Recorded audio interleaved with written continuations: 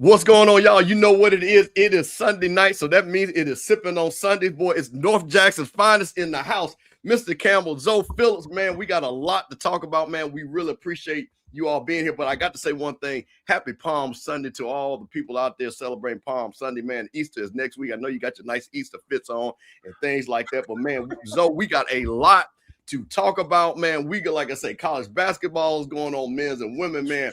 We got people talking about Dion, we got people talking about Michelle Obama. We got people using Chat GPT for crazy things, man. We got a lot of things. Listen, but we got a lot to talk about, man. The only way we're gonna talk about is the way we do it, North Jackson style, North Side Drive, I-55, I-20, man. Sit back, man. Get you a little something to sip on. I'm just gonna tell you something. Shout out to my boy Said Brass, man. He gave me the Brass Monkey Award again. And you know what? So I tried to get by the liquor store, right? Because I was gonna have some Brass Monkey tonight. Since he keeps reminding me of Brass Monkey, even though he was too young to even remember it and stuff like that. Have you tried it yet? Bro, I grew up, listen. Beastie Boys, 1986. I was drinking Brass Monkey in 1986. So that's what I'm saying. You can't tell me nothing about no Brass Monkey. Now he said he's around our age, so I think he's a little bit on you. He said, well, I was there, Mr. Campbell, when the streak was broken. I think the streak was broken between 94 and 98. That still means you couldn't drink with me. So I'm just letting you know. So I don't have a Brass Monkey. I tell you what, I'm gonna give you some. Since on the subject of monkeys and drinking, I'm gonna give you something else to try. Then what's that? Try some monkey shoulder. Monkey shoulder. Now wait a minute. Hold on now. Let's take our time with this. What exactly is in monkey shoulder? So no, monkey shoulder is whiskey. Oh, it's whiskey. That's the name. Monkey shoulder. Mm-hmm. I'm telling you, try it. Okay, I'm gonna have monkey shoulder. Now, is this a regional brand? Is this no? You get all over the country, anywhere in the country. Okay, monkey shoulder. It's not new. It's not new. It's been out. Okay, it's pretty good though. So let me just tell you, so with me, I've never been one of those people. I don't like being drunk because I don't like to be out of control. Not to say I have not been drunk. But one of the things, as I got older, and like I said, I'm just saying, nothing wrong for people to drink, but for especially people that drink, understand that liquor is not good for you.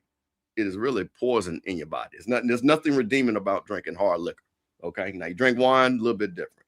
So as I got older, and I saw my friends having yellow eyes and things like that, I purposely just stopped drinking. So I don't drink. So I can tell you, like last year, I can count on maybe two hands all the drinks I've had. And 90% of it was one beer. Because I don't drink anything but one. I'm not going to drink 2, 3. I'm going to drink one, especially with the car I drive in Atlanta. I ain't got no time to be getting stopped, getting my insurance jacked up. Because, bro, I got a camera in my truck, so just to make sure the man don't mess with me. Look, I used to live there, so you know what COB stand for. Listen, thank you. And see, so I was back there when Newt Gingrich was representing that district. When them boys was really wild, boy. See, I go back to Newt Gingrich time. Okay, let me listen. You know what? Let me tell you this story. I need my partner. Shout out to Mike Bonds, Beta Nu Alpha Phi Alpha, St. Louis. So my boy Mike's father worked for Chrysler, right? And Mike was able to get cars, what they call green sheets, so basically at cost, right?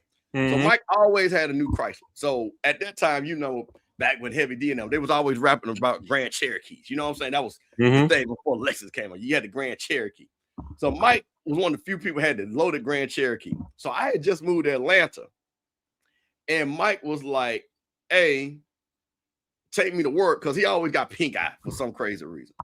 He always got pink eye. So he worked out at Goodyear, out there on Peachtree Industrial, right? Uh-huh. I go out there, pick him up and stuff like that. It's 5 o'clock. You know what I'm saying? We about to go kick it. Atlanta, you know what I'm saying?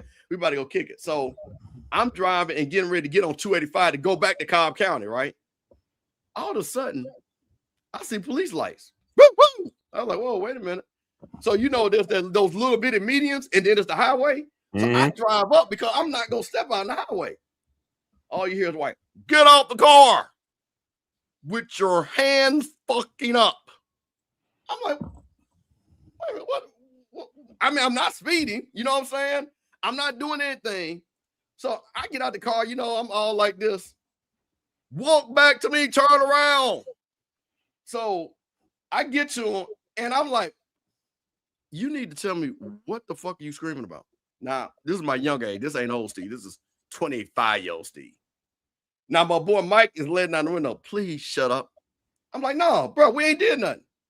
So the cop says, we got a report, because Mike's car was brand new zone, that a Grand Cherokee was stolen off the lot from Chrysler. How's that possible? I said, wait a minute. So let me get this straight. You got a report that a Grand Cherokee that missed this description. Absolutely. Well, what happened was in St. Louis, you don't have temporary tags that go on the tag part. They put it in your window, right? Mm-hmm. So that's what he tried to say because he didn't see the tag. I said, well, Mike gets out of the car and say, hey, man, I got everything. So we asked him, well, let me ask you a question. What exact dealership was this stolen from? Oh, I don't know. I just got the report. You guys just need to make sure that you're here in Atlanta now. They're here in Atlanta and we're in Georgia. You got to have the tag visible. I'm sitting right there, man. Come on, bro. This is what we doing. This is what we doing. And I'm sitting up there like, bro, so let me get this straight. Now, I'm not saying this don't happen, but you can steal a car at the car lot, brand new. Yeah. In the daytime? Yeah. Where did you do that at? I've seen it done before. Okay. Help me out. You seen it done? So hold on. So I don't know if I told you, but I used to be a used car sales manager when I lived in Louisiana. So I got stories. I got stories. So we did not know that now Zoe the tech genius. Used car salesman. Yeah. No, so let me tell you. So let me tell you. So when I was at Jackson State, man, I was a theater major. So that's why I lived when I was in New Orleans. That's why I was in New Orleans.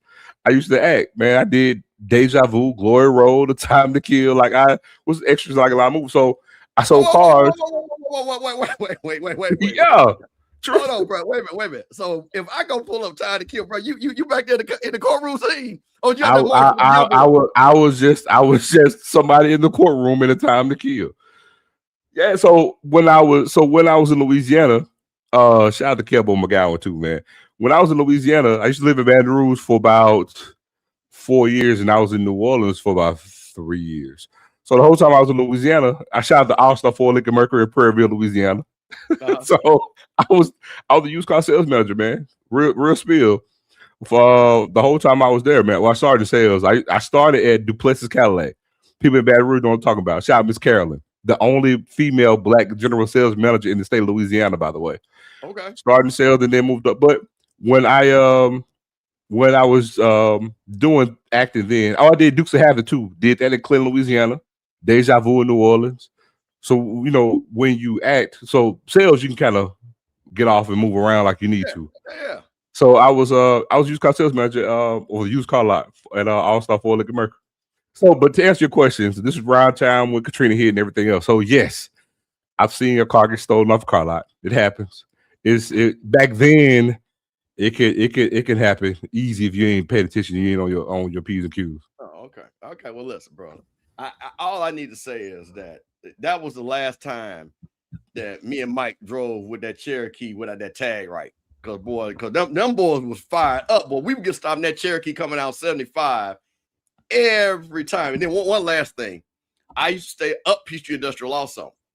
And of course, I would drive to Atlanta to kick it, right? And I mean, there was this old white guy. What's the name of that? That's not Roswell. It's another little town. Whatever. Where? Alpharetta, Johns Creek, Roswell. Yeah, before that, yeah, right. Milton. It might be Roswell. Roswell, Milton, Peachtree Corners, all this over there. Peachtree Corners. So my boy would see me coming up, smoking up that way. I do have a sad card, by the way. It's expired. Hey, my man, listen. Yeah, we got to talk about that. And I mean, my man, bro, he would stop me every time because I knew he was sitting. He sit the same place. And the white boy said, "I know you're down there in Atlanta drinking. I'm gonna catch you one day." I said, "Boss, let me tell you something. I know you sitting right here, and the last thing I'm gonna ever give you the satisfaction of you catching my black ass and putting my Lincoln. I had a Lincoln back there, it was a stinking Lincoln, boy, Lincoln LS. So if I got my BMW and everything, I said, no, we not doing that. So bro, them cops, man, bro, in Atlanta, and probably everywhere. Like I said, we already know. One last thing, talk about the cops. See, this go back way back. Out there in Madison County. See, this was back when black folk couldn't go out to the reservoir zone. So let me tell you this quick story. I had a little pickup truck with chrome wheels on it, right? Mhm. So me and my little high school sweetheart, we gonna go out there by the reservoir, go look at the big white houses, you know what I'm saying, and dream about how life is gonna be. So I come back one of these neighborhoods. Next thing I know, woo! Like once again, brother ain't speeding and stuff like that. Oh, you ain't have to. Oh no, absolutely not. Man, everybody know exactly what I'm talking about. We got a report that was breaking and entering. Matched the description of this truck, and he just stepped outside the truck, sir. So I used to play baseball. So I had a bat in the back of my truck, right? You know what the white boy said? Did you use the bat to break in? I said, man, listen, let me tell you something. Let me just let you know something. So I had to pull rank on. I went to St. Joe Catholic. Do you know the Irbies? Don't let me call Mr. Irby out here. I just came from his house hanging out, lying like an ass. You know what I'm saying? But his daughter was my classmate. I knew I could you say that like, well, just to let you know, son, just be careful when you're out here. So yeah, you gotta be careful out there with them folks, man. Just had to let you know. So I know things. I know y'all out there living out there now, and everything. And, y'all to migrate out there, living out there. So, but see, back when I was growing up, you wasn't supposed to be out there. So I was supposed to be out there hanging out. Man. So here we go. So all right, so let's get the show going. Yeah, and we go. Hey, listen, Zoe, I got $20 if you can show us your ZAG card. If you can find it, not this show, I'm gonna give you $20 put on your wedding. So either that or something. Listen, let me tell you what I want y'all to do. I will give anybody $50. So tell us some of the places you were in. You was in Time to Kill. What else? I did Time to Kill, Deja Vu, Dukes of Hazzard, and Glory Road. Okay, ZAG card. How you pronounce it, Zoe? SAG? Is it SAG? Yeah. No, I know how you pronounce the SAG. Is ZAG or SAG? SAG. Screen Actors Guild. Right, listen, man. If anybody of those shows, those movies that's Zoe name, and if you can find Zoe, I'm gonna give you $50.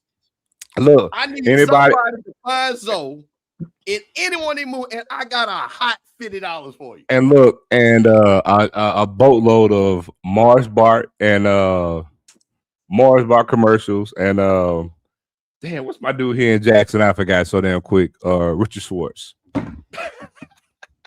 Not Jamon. See, Jamon. I think Jamon's a Southern guy. He said he was in Get Out. No, he wasn't in Get Out, was you? I got the hell up out of Atlanta. Those one of them boys in the back. They were looking. Oh man, shout out to Get Out. Oh man, that's a great movie, man. That's a great movie. Oh man. Oh wait, hold on. Who's this? Let's see. Here y'all go. My dad was an extra in the church scene at the time to kill exit 119. See, we Mississippi folk. All y'all ran down there to get that movie, man. I saw y'all, man. I saw my home folks down there. But so listen, man. Hey, man, the NCAA tournament's going on. Big Bad Duke played today against Danny Hurley. I'm gonna tell you something, Zoe. I remember when Danny Hurley, who always was in the shadow of his brother Bobby, played at Seton Hall, really didn't have a great career there. But it was one thing about it, he was more like his daddy than Bobby was. Everybody said that. And to give context, his dad was a legendary coach at St. Anthony's. St. Anthony's in Jersey City. And all played there.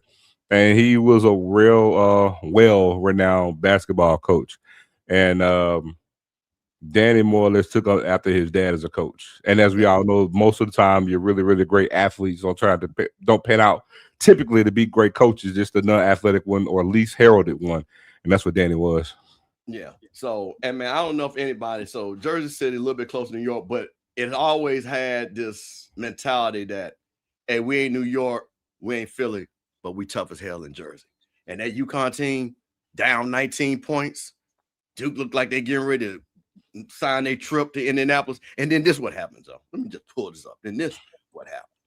Now, I'm just going to say this. I'm a North Carolina fan as I'm setting this up, so. Father from Fayetteville, North Carolina. Shout out to Fayetteville, North Carolina. Fayetteville State, a lot of grass. North Carolina Antique, got a lot of family there. So my father was a North Carolina fan. So I've always been a North Carolina fan. I go back to Field 4. So I back before Michael Jordan. I go back to Field 4. Y'all go look him up, you young folks. And everything. So for us Carolina fans, though, hold on. This right here, other than beating Duke, nothing better is when Duke actually loses. And this is what the last play of the game happened right here. And let me just set this up. 10 seconds left. Duke with the ball. Possession error UConn, which was very important because they could tie it up. But remember one thing. They didn't have to get the ball across half court. It was only 10 seconds. Here we go. Seconds to go.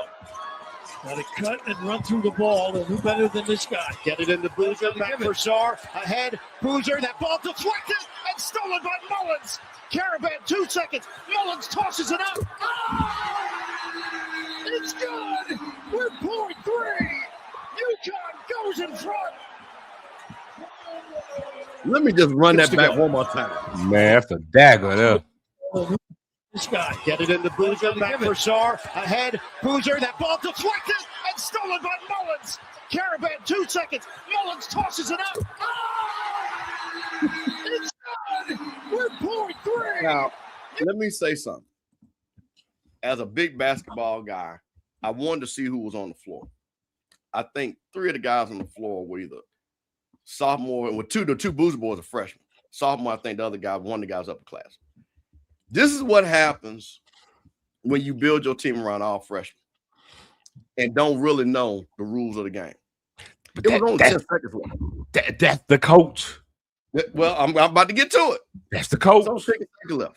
Hold the ball. You don't have to bring the ball across front court. But that's the coach got to tell him that. Try. Even if they tie it up, might be 2 seconds left. You move the ball around. All Boozer had to do was just hold the ball. Oh, get fouled. They're going to foul you. They're going to foul you. They have to. They got to foul you. They got to foul you. Game over. And listen, shout out to my man Greenwood, always in the building. And this was the thing here, man. I know. Coach. Listen. Now, Shire has had, man, listen. He done had Cooper Flagg, Con Knippel, Cameron Boozer. I can't remember the first group of guys he had because when Carroll left, I can't remember that first group of guys that he had.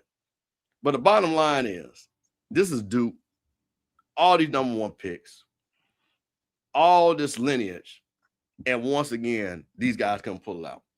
So I know you didn't get a chance to see the full game. They were down 19. But what did you see right there? And you said about the coach.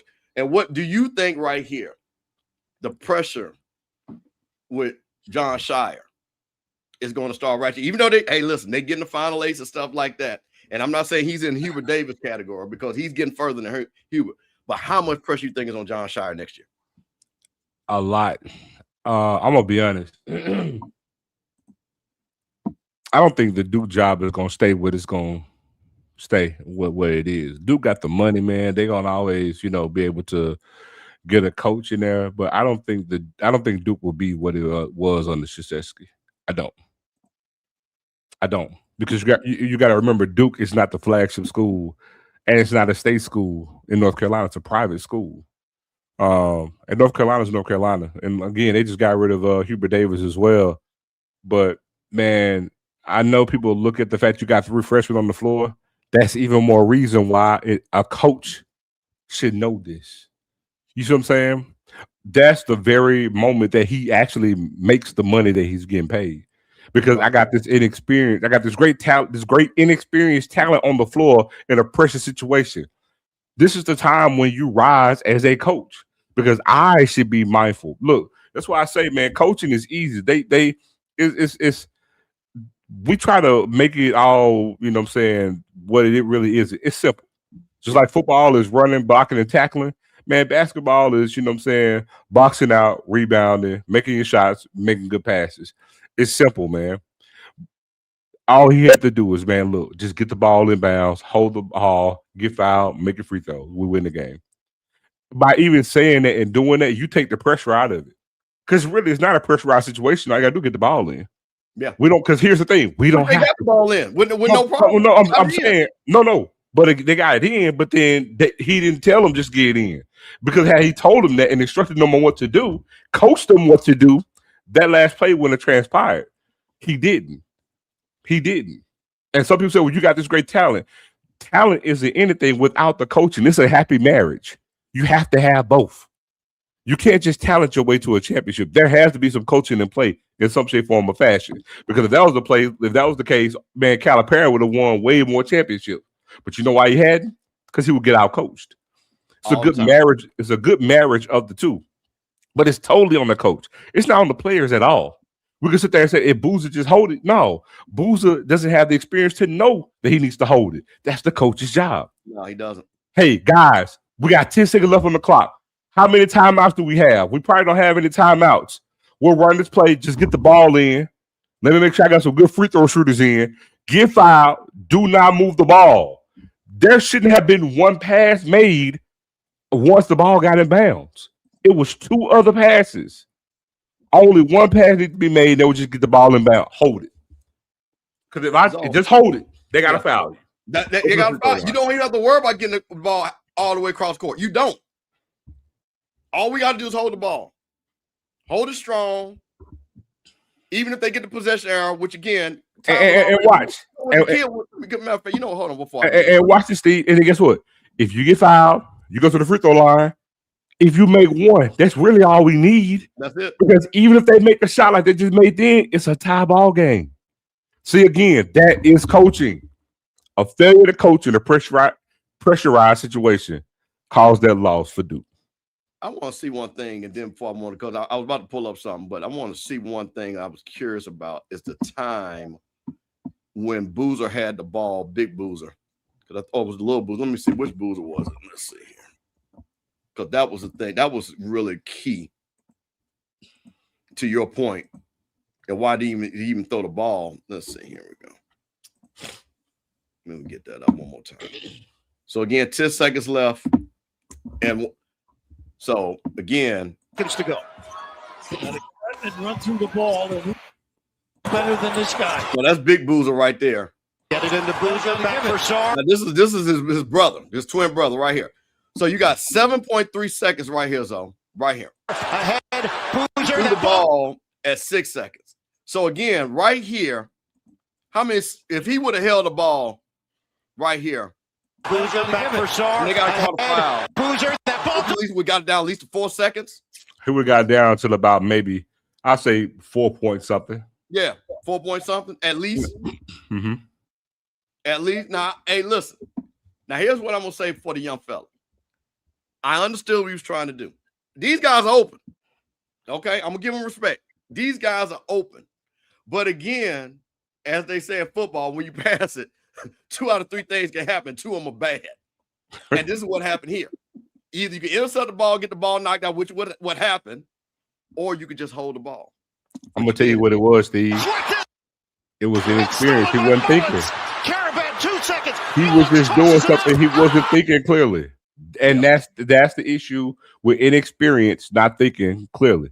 And that's why a coach has to come in and give you instructions, clear instructions on what to do. Because guess what? You're not experienced enough. Because again, talent doesn't equate to, say critical thinking. Yeah. No, I love that. That's a bar right there. Shout out. It doesn't. So guess what? Say that one more time for the people in the back right there. Talent doesn't equate to critical thinking. So here's the thing. So you don't have the experience yet in these situations, in these critical moments. So let me instruct you on what to do. Now, this was something that, of course, Carolina fan had to put this. I saw that too. And Duke 2015. I want you to look at the dudes. And we talking Brandon Ingram.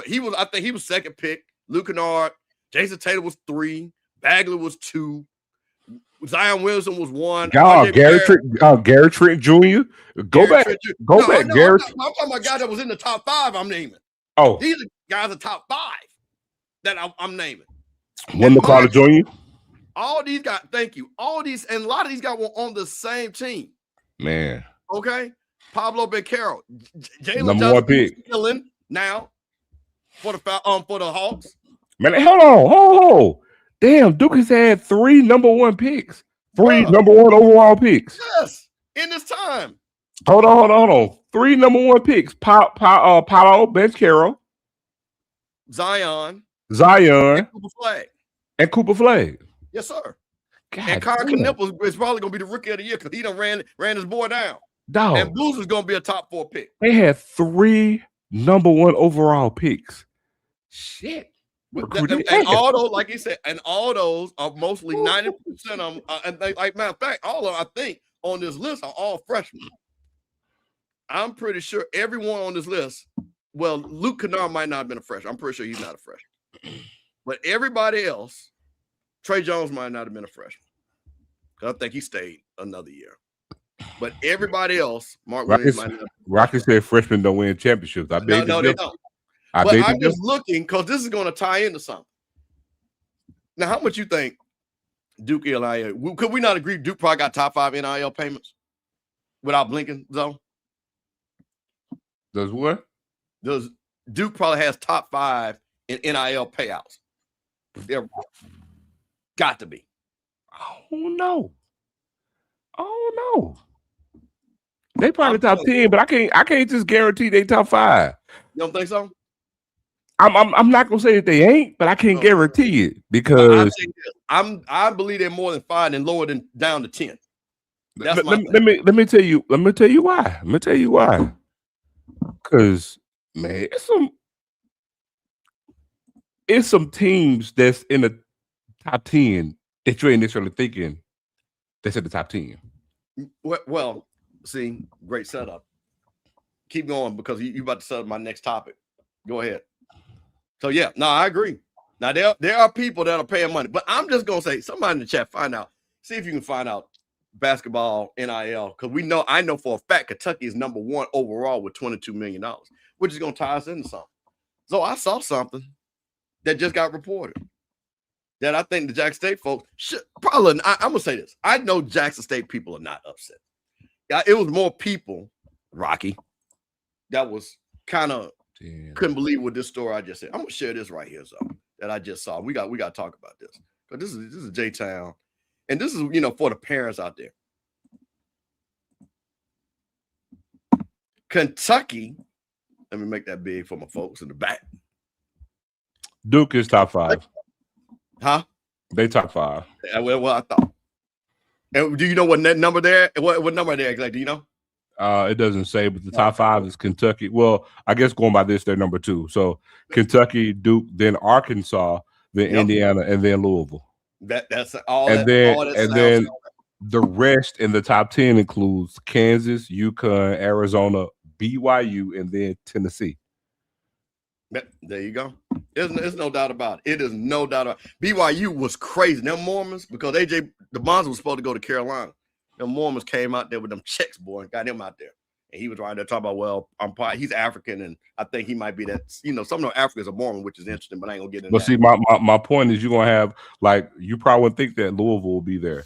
Or Tennessee. No, I would, because you can understand something. That's that old bourbon money, and them white boys, that's a horse racing money, man. That's proud tradition, Louisville. Louisville got money, man. That's the reason why no. Here's the thing what I'm getting at. We know that they got money, but there's some names in here that ain't here that you would think should be here. That's my point. Okay. Because watch this. Where's UCLA? You see what I'm saying? I can name where's Texas A&M because it's not really too many schools in this country that got more money than Texas A&M. Facts. What about Texas A&M? Where's Michigan? Where's Ohio State? Like I'm telling you, it's names in here that's not here that you would think should be here. Big facts. So, which leads us to this interesting story that I saw. Kentucky basketball lands son, an NBA champ HBCU coach. So Mo Williams' son, Mason, just made a commitment to Kentucky. The younger Williams, rated 4-star in 2026 class, has chosen to play college basketball in the SEC. Of course, his father would play to Alabama for playing in the NBA, including championship. He's a 6'2", 185 point guard at Tennessee Collegiate Academy, ranked just outside the top 100. He's a top 15 point guard, number 3 overall prospect in the state of Tennessee, which is big basketball state. Ole Miss, Memphis, and Washington, Texas Tech were free to offer him. He committed to Kentucky basketball just days after his visit in Lexington. Williams had initially committed to play for his father, Jack State, but he decommitted in December. His older brother, Mike, spent his freshman year at JSU, a 3-star prospect. He had 5 points. So, last thing. Jack State went 12-21 on Mo Williams, 56-24 in 4 seasons. What do you think about this? Now, I'm going to say this because I think this is obvious. I got one thing to say before I even get to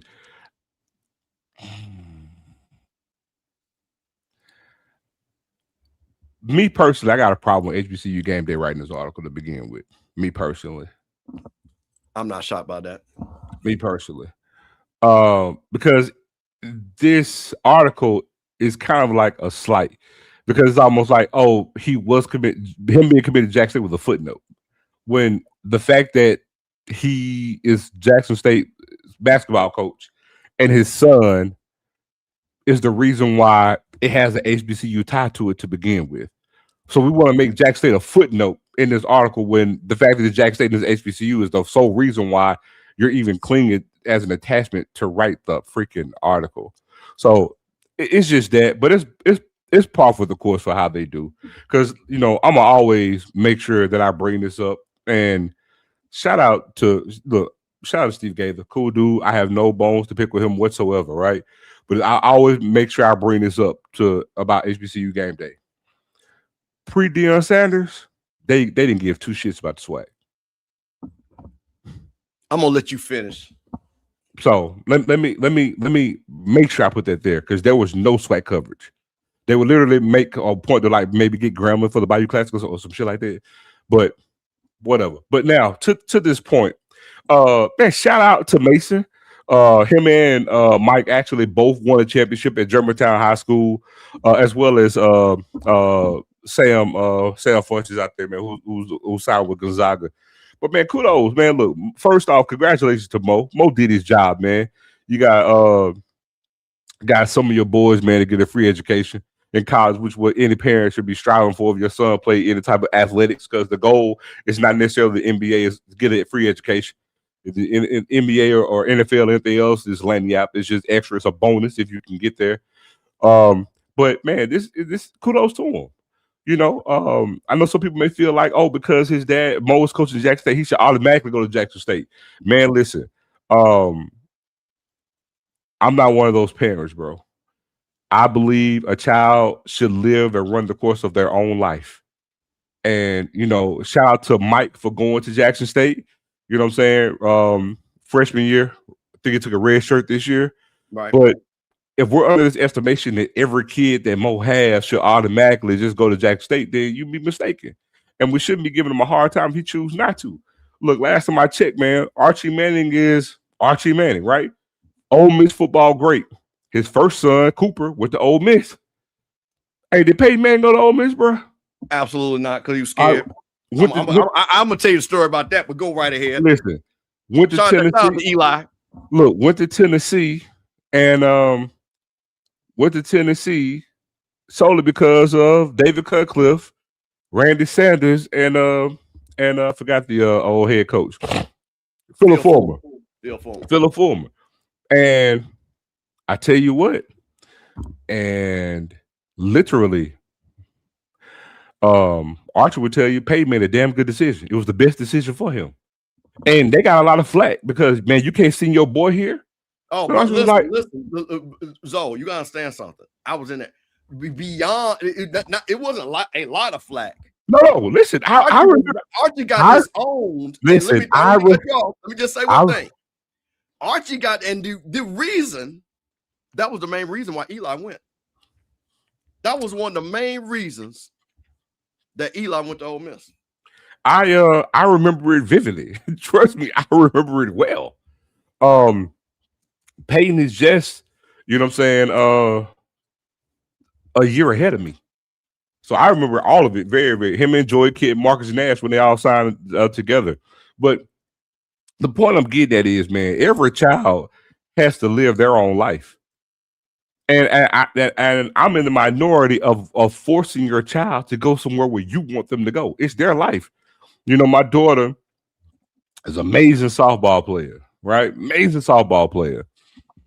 And, you know, I told her as a parent, I said, man, I got two things for you.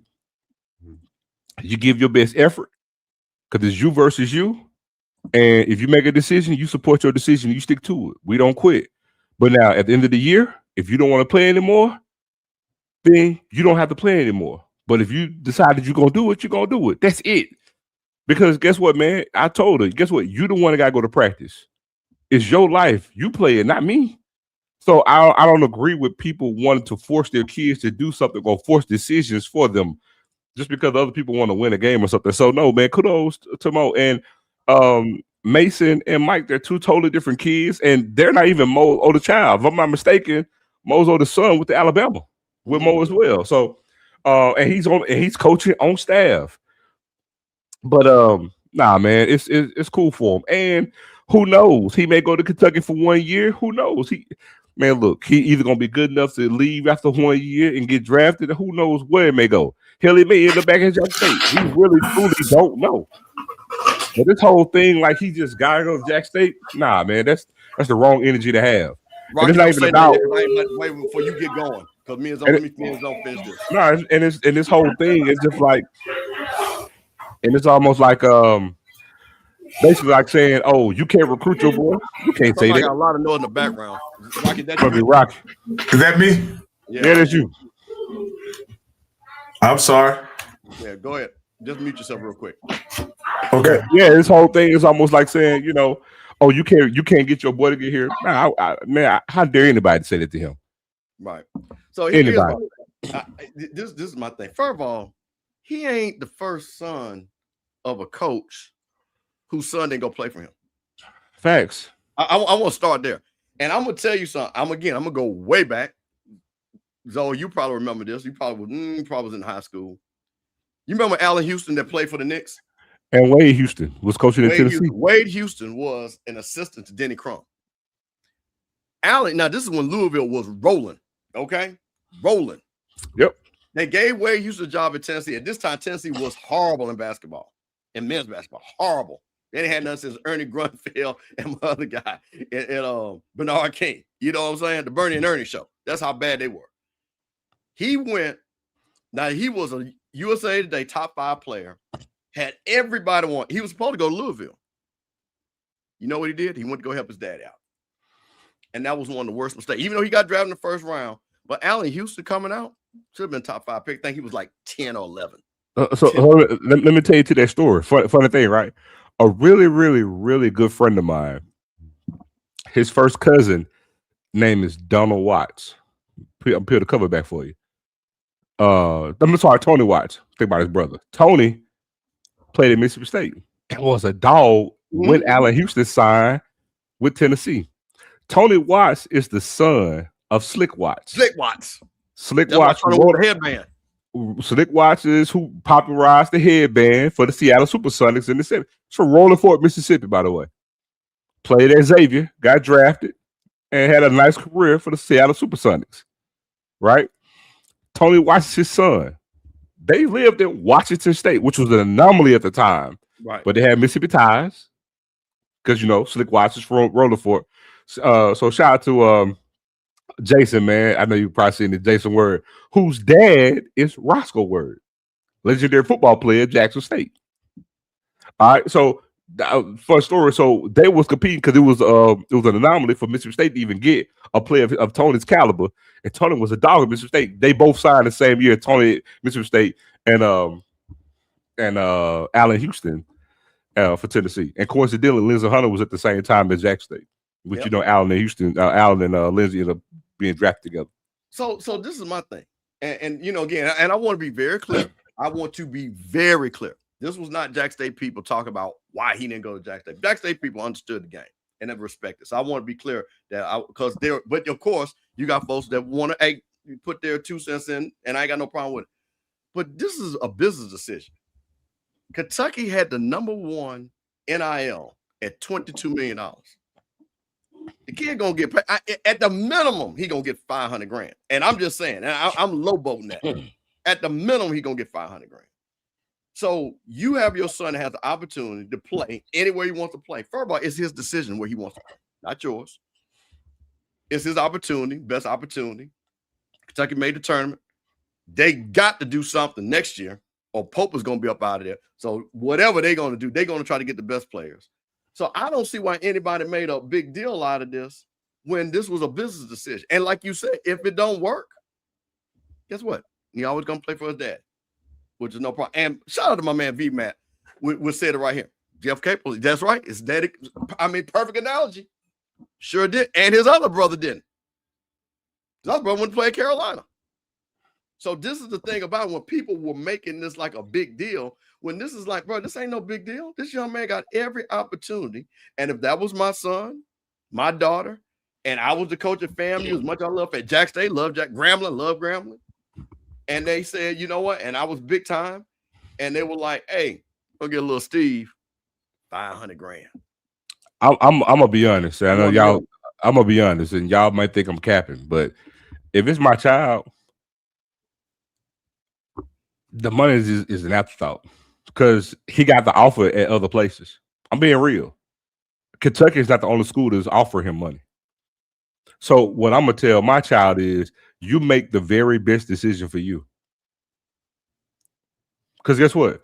You can have the money, and we can all think about. And a lot of people are really forcing the issue about getting the money because to a lot of people it's the offer of for an amount of money that some of them won't see in their lifetime. And that's all they're thinking about.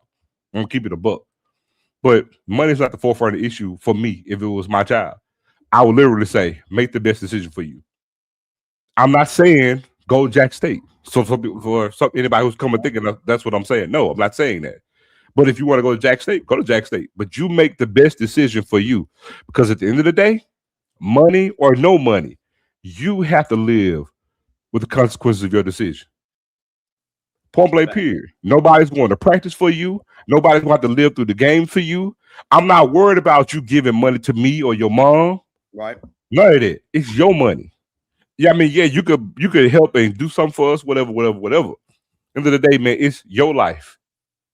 And my thing is, I'll say, I'm not even gonna say that this is what I would do. I can't even say that because I came up and graduated in 1996. The whole landscape of college sports is totally different. So I can't say what I would do, but I would definitely say make the best decision for you. So it might not be Kentucky. Hell, it could be like Sam. Because I can tell you right now, Sam Funches, he's not getting $500,000 to go to Gonzaga. Right. One of the best bigs in the country. So, and guess what? And he had an offer for Kentucky too. Matter of fact, Sam is rated higher than Mason. And they played at the same high school. Sam signed with Gonzaga.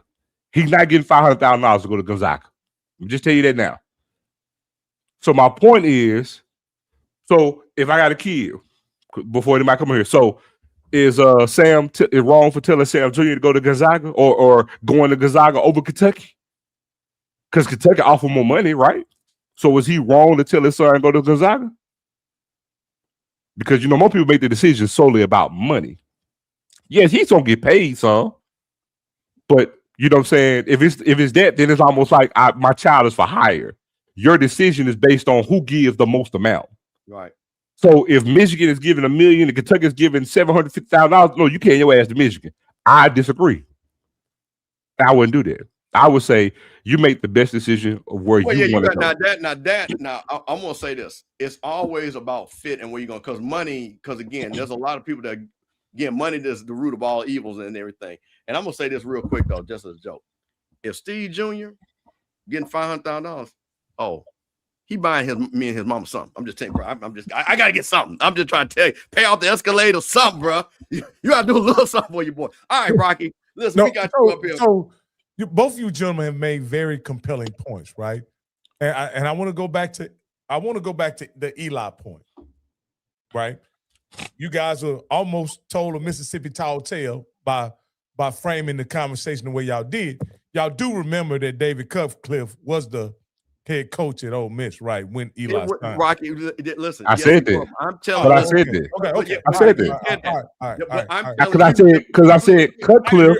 Hold on. Because I said Cutcliffe was the OC at Tennessee. Yes. And Randy Sanders was his assistant. Let me tell you. So I'm tied to this. Let me tell you why. So my cousin who played at Purdue, Randy Sanders recruited my cousin to Purdue. He also helped recruit Peyton Manning to Tennessee. That's why I'm Peyton either a year older than me. I remember all this way too well. Yeah. And I think that, and I said that to say this, I believe that was the reason why ultimately Eli went to Ole Miss is because they had hired David Cutcliffe. Like that's really, I think that Eli would have went somewhere else. One had part. it not been for that situation. It's one part. Wait. Let me speak on this. as a St. Joe guy who went to school with parents with big Ole Miss white boosters, they will listen to me when I'm telling you when Peyton went up to Tennessee, all hell broke loose. They thought, well, they say the South will rise again because they thought Peyton Manning, because he had wore the Ole Miss stuff. They got pictures all over, and he went to Tennessee of all places. Okay, Eli came around, and I'm telling the pressure, and Archie never wanted, as he said, wanted to put, but the pressure where he didn't even go to Ole Miss games. This is Ole Miss royalty, and I'm telling you from Ole Miss folks that Eli was going to go up there because he didn't like to see his daddy the way they was treating, and he said, "Daddy, I'm going to go up there." And Eli, you could say Cutcliffe, but I'm telling you, 50% of that, but the other 50% is because he wanted to make sure that his daddy was not miserable because, and you gotta say, his mama was the Ole Miss homecoming queen. Yep, but Eli is more Ole Miss than Cooper or Peyton. If we keep it in the book. Wait, what now? Eli is more Ole Miss than Cooper or Peyton. That's what I'm saying. That's what I'm saying. So that's what I'm trying to tell you what I know. So it wasn't when people were recruiting and things like that, he was still number one guy, just like Peyton, and he was going to Ole Miss. It wasn't a shock. But let's get on to that. So Rocky, so you guys made a compelling point. I just wanted to come on here real quick and say this. I understand why Mo Williams because these things are family decisions, right? It's just not about basketball, and it's just not about money. It's also about fit and things of that nature. I'm just simply saying, when we in the HBCU space have had conversations, Zoe and Mr. Campbell, yes, sir, about kids not taking the money and choosing the cultural experience over the money that's being offered other places, how do we justify having that conversation when a person who is being paid by an institution, their son or daughter for that matter, chooses the money over the cultural experience? Wait a minute. Let me hear that again. I said we've had conversations back in football season, okay, right, about how kids should choose the cultural experience rather than taking the money. Okay, you know what? I'm glad you said that, because one of the people that we talked about was our nephew, Andrew Body.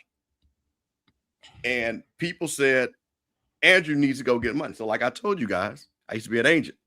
I already kind of knew what the word on the street was. And I came on the show. We talked about what he should be looking for. Group of 4, potential to play in a conference championship, get in the playoffs. Because I already knew what the money was. And my thing was the money was not. So you remember when we were talking, people like, oh, you're gonna get 5. And I'm just in the conversation, not to say that you were, but we were talking about people like he need to get 500, he need to get $1 million. I'm like, that money ain't out there. I'm talking to people. And my thing was, if he can get 200,000, 250 for Alabama State, and he gonna get 200,000 from UAB, stay at Alabama State. You're gonna be the face of the SWAC. You're gonna be able to put up Steve McNair numbers.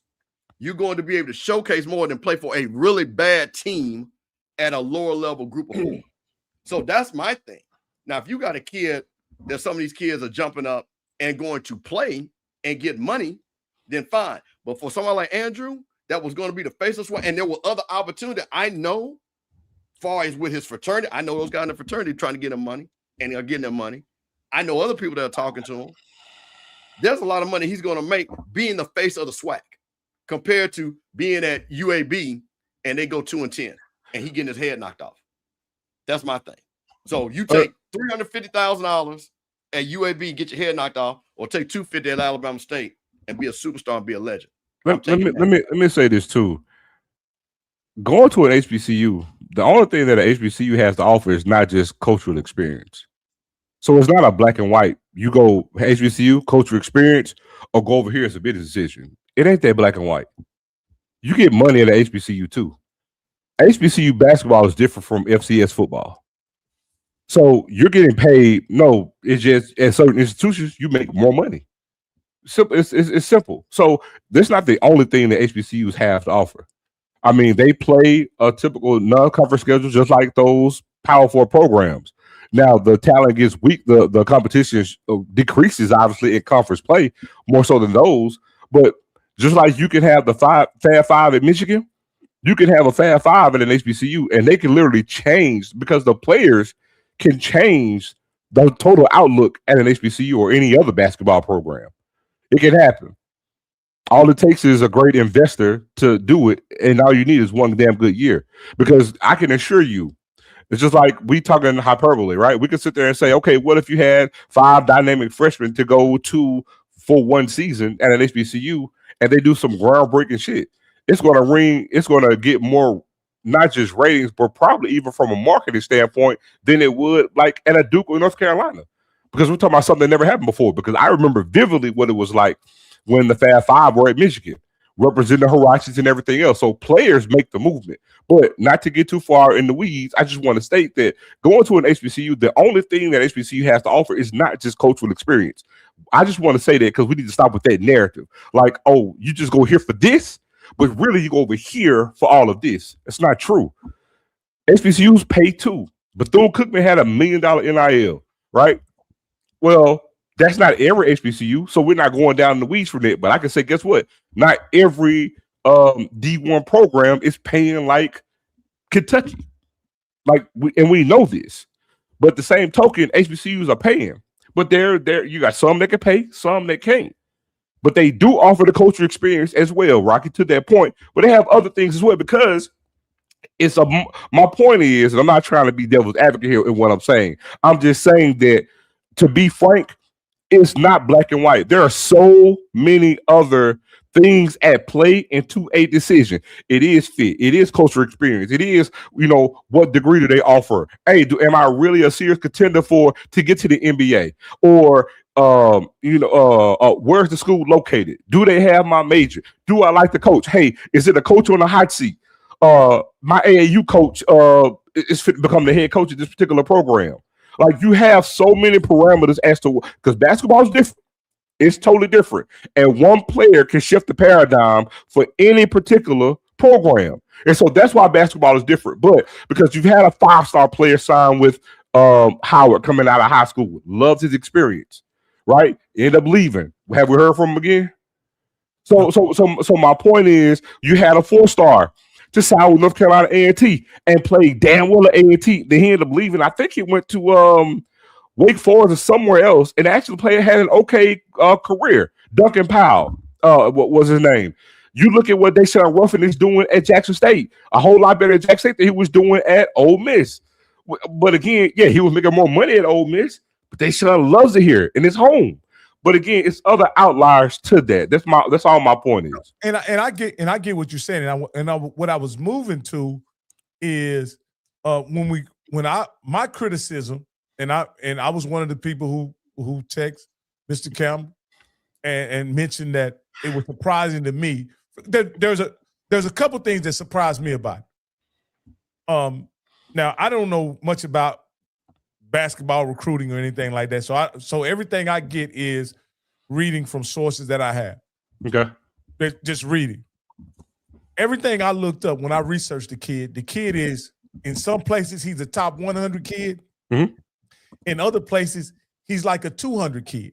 So he's kind of all over the places as a recruit. And maybe that's not all over the place in basketball. But he's a kid that let's say he's a top 200 kid. He ain't. If I'm gonna say this, I'm gonna let you go. All my Jacksonians know when we talk ball, he legit. I'm just gonna say he legit. So what I'm saying is, you're saying he's rated lower than his actual ability, in your opinion. No, well, yes, but from what I've seen, he's rated he's a top 100 player from what I've seen. Most publications I've seen, he was rated a top 100 player. He's a 4-star player. So, I mean, he's up there and increasing and rising. But I'm just saying for all my Jacksonians who know, because you know this, Jackson's a basketball city. Oh, he legit. But as far as I could read, he's not projected as a pro coming out of high school, or not coming out of high school, but coming as a freshman. Like, he's not a kid that's projected to be a lottery pick or anything like that. That's what I'm saying. No. So, and this goes back to my conversation with Steve. My conversation with Steve was around, well, why wouldn't he give his dad a year, right, to make an impact on the SWAC level? And he could always go get the money. And then, Steve, you said something a minute ago that I have to agree that take Mo's professional basketball experience out of it. Take the fact that he is the Jackson State head coach out of it, right? That's how everybody else would play it. They would go get an opportunity at the biggest platform they could. And if that doesn't work out, they would go back and play at a lower level. And because your dad is Mo Williams or whoever, you shouldn't be denied that opportunity. And I agree with you guys on that. You guys have kind of swayed me to think that look at it as any other kid, any other prospect, just because his dad takes a check from Jackson State doesn't obligate him to do anything with his future or his life. And I agree with you. And that's kind of Rocky. I would venture to say he was committed to Jackson State. But what if Kentucky's his dream school, and he finally got the offer? Like, I'm saying, notwithstanding, because money's in the play, everybody's going to say, "Oh, you went there because they're giving NIL." Everybody's paying. For the most part in D1. Everybody is paying. It's just different amounts to it. But my point, that's the reason why I brought the whole Gonzaga thing, right? Because I'm saying, Kentucky, he had other powerful offers, Rocky. So my thing is, and it's, I know we probably get away from it, but maybe Kentucky may have been his dream school. Straight up, it's very, very possible. And I was holding out for an offer from my dream school. They gave it to me, and I committed. Now, I'm not saying that's what happened, but I'm saying that's not out the realm of possibility as well. And then let's also look at this, because I also look at the business aspect of it. And this is something I came up with prior to, just thinking out loud, is that what if Mason's commitment from Jackson State puts the overall commitment of the program in jeopardy, meaning that if they pay Mason this number, they won't be able to get other players as well. You understand what I'm saying? Like whatever Mason is requiring, it puts constraints on the overall budget as far as getting other top prospects. Because again, if he's that ranked that high, even at the HBCU level, he may require a number that is pretty significant, I'll say. No, that wasn't the issue for Jackson State. That scenario wasn't. Okay. So he was going to get something at Jackson State as well, yes, but it wasn't going to be that much more significant than anybody else. No, he was going to get what he was going to get at Jackson State. I'm not saying that was going to sway him to maintain to keep him, but again, I'm speaking from a context of money wasn't the only motivating factor for him to sign with Kentucky. Oh well, I mean, of course, there was, but again, I just look at it, and maybe it's my looking at it as an opportunity to play for his dad. I romanticize that opportunity more than it really is. You know what I mean? A son being able to play for his father. I romanticize that as something being very special, once in a lifetime opportunity. And what kid wouldn't? Well, it's a one in a lifetime opportunity, but Mo's already coaching his son. He has a son on the team right now. I mean, and he's coached him in AAU ball as well. So, I mean, I know some people say, well, maybe he want to coach all of them. I mean, maybe so, but let's be real. Like, how often do you actually see that with a coach and multiple sons and do it with all of them? That's an extreme rarity in and of itself, right? And so, again, he was committed. It is a rarity. You know what I'm saying? So, but again, kudos to him. Like I said, because it very well could have been his dream school. But again, coming to Jack State to play for him wasn't going to be a thing where if he committed and stayed and signed, it was going to hinder anything else that we could do. It didn't, because we have a top 5 guard in state as it is right now, who just won a state championship with Pascagoula. That's going to be on campus next year. Mo's recruited well all 3 years that he's been there.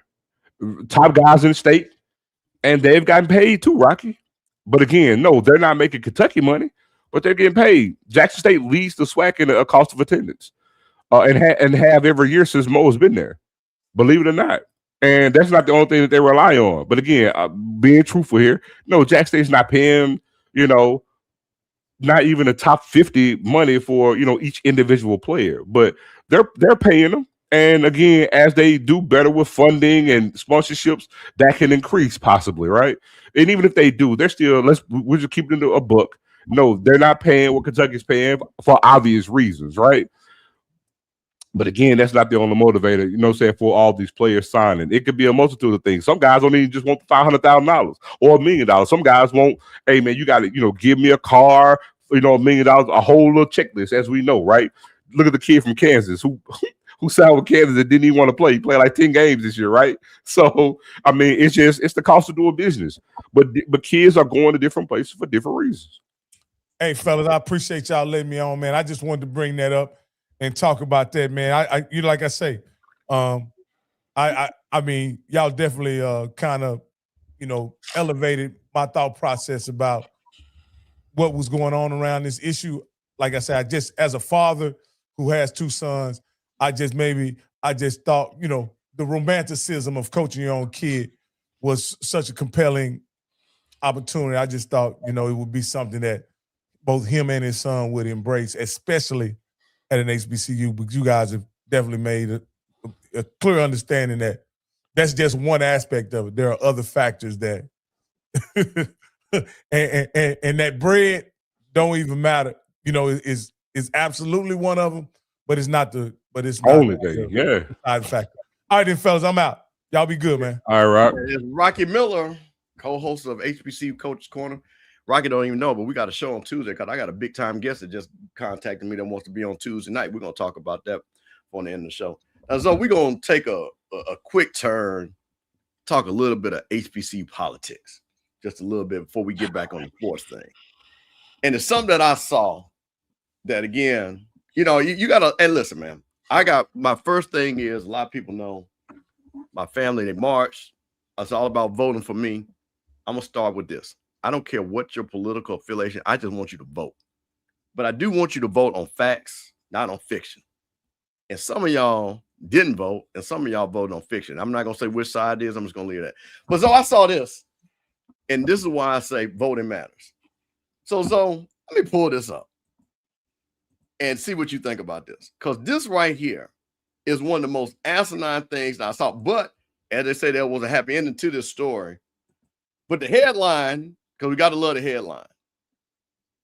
Chat GPT used by DOGE to cut funding at HBCU.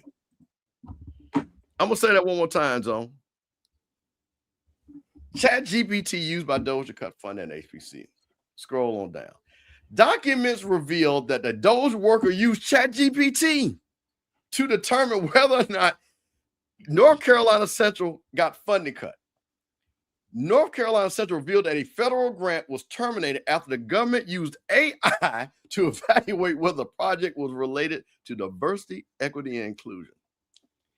According to discovery documents in an ongoing lawsuit involving the National Endowment of Humanities, staffers connected to the Department of Government officials, better known as DOGE, used Chat GPT to help decide which federally funded programs should be cut.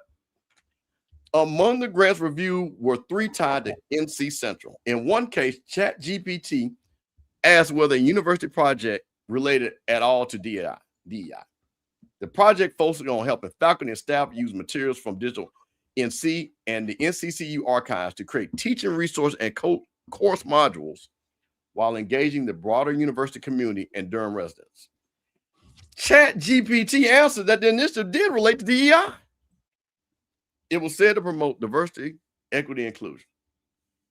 The grant was terminated in 2025. But here, as they say, God is a black man.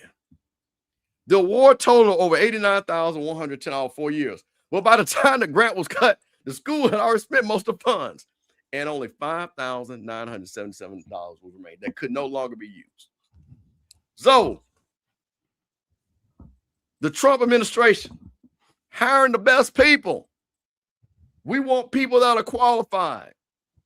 We want to make sure that we're getting the best possible people. And some white boy didn't have the wherewithal to do the research and said, let me use ChatGPT to cut.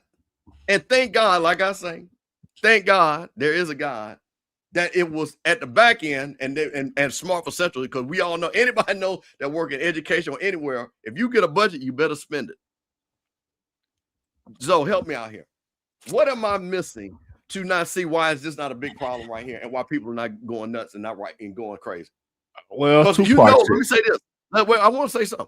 Y'all do know this ain't the only HBCU they probably did this to. This is just because, thank God, this lawsuit pulled it out. Talk to me, Zoe. Well, 2 points I want to make here. As the current resident IT professional on the screen, I do want to tell y'all that using machine learning in the framework of this to get something done, there's 2 points I want to make. First thing is the framework of the wording of the question when it's presented to DOGE. That's the first thing. The second thing would be,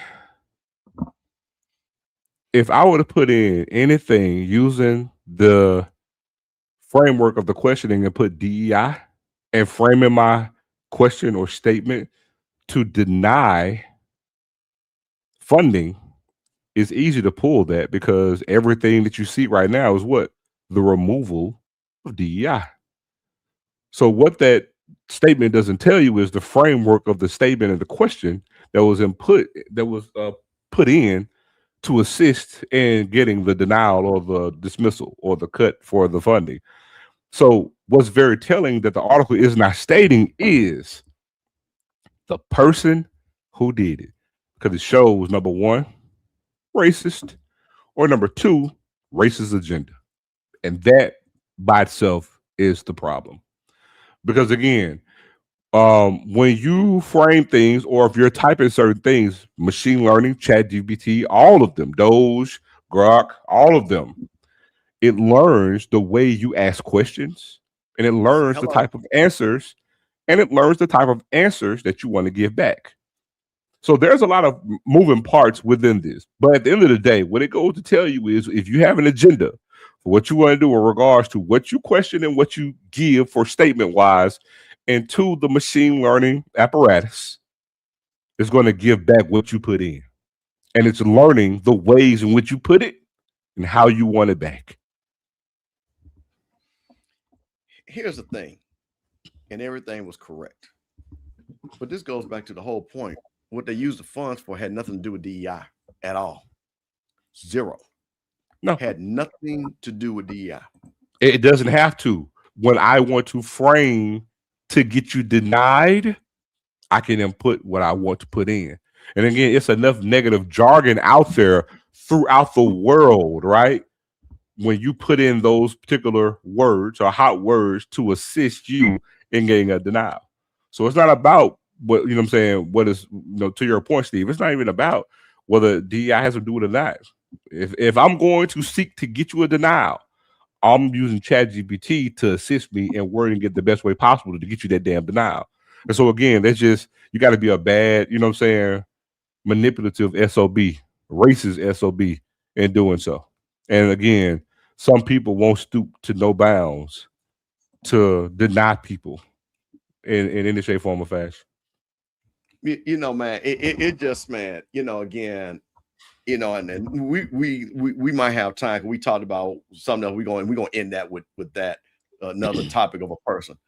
But man, listen, the Nicki Minaj, the Nick Cannons, the Chili's. I saw our homeboy Sway Lee. They brought out another video about him.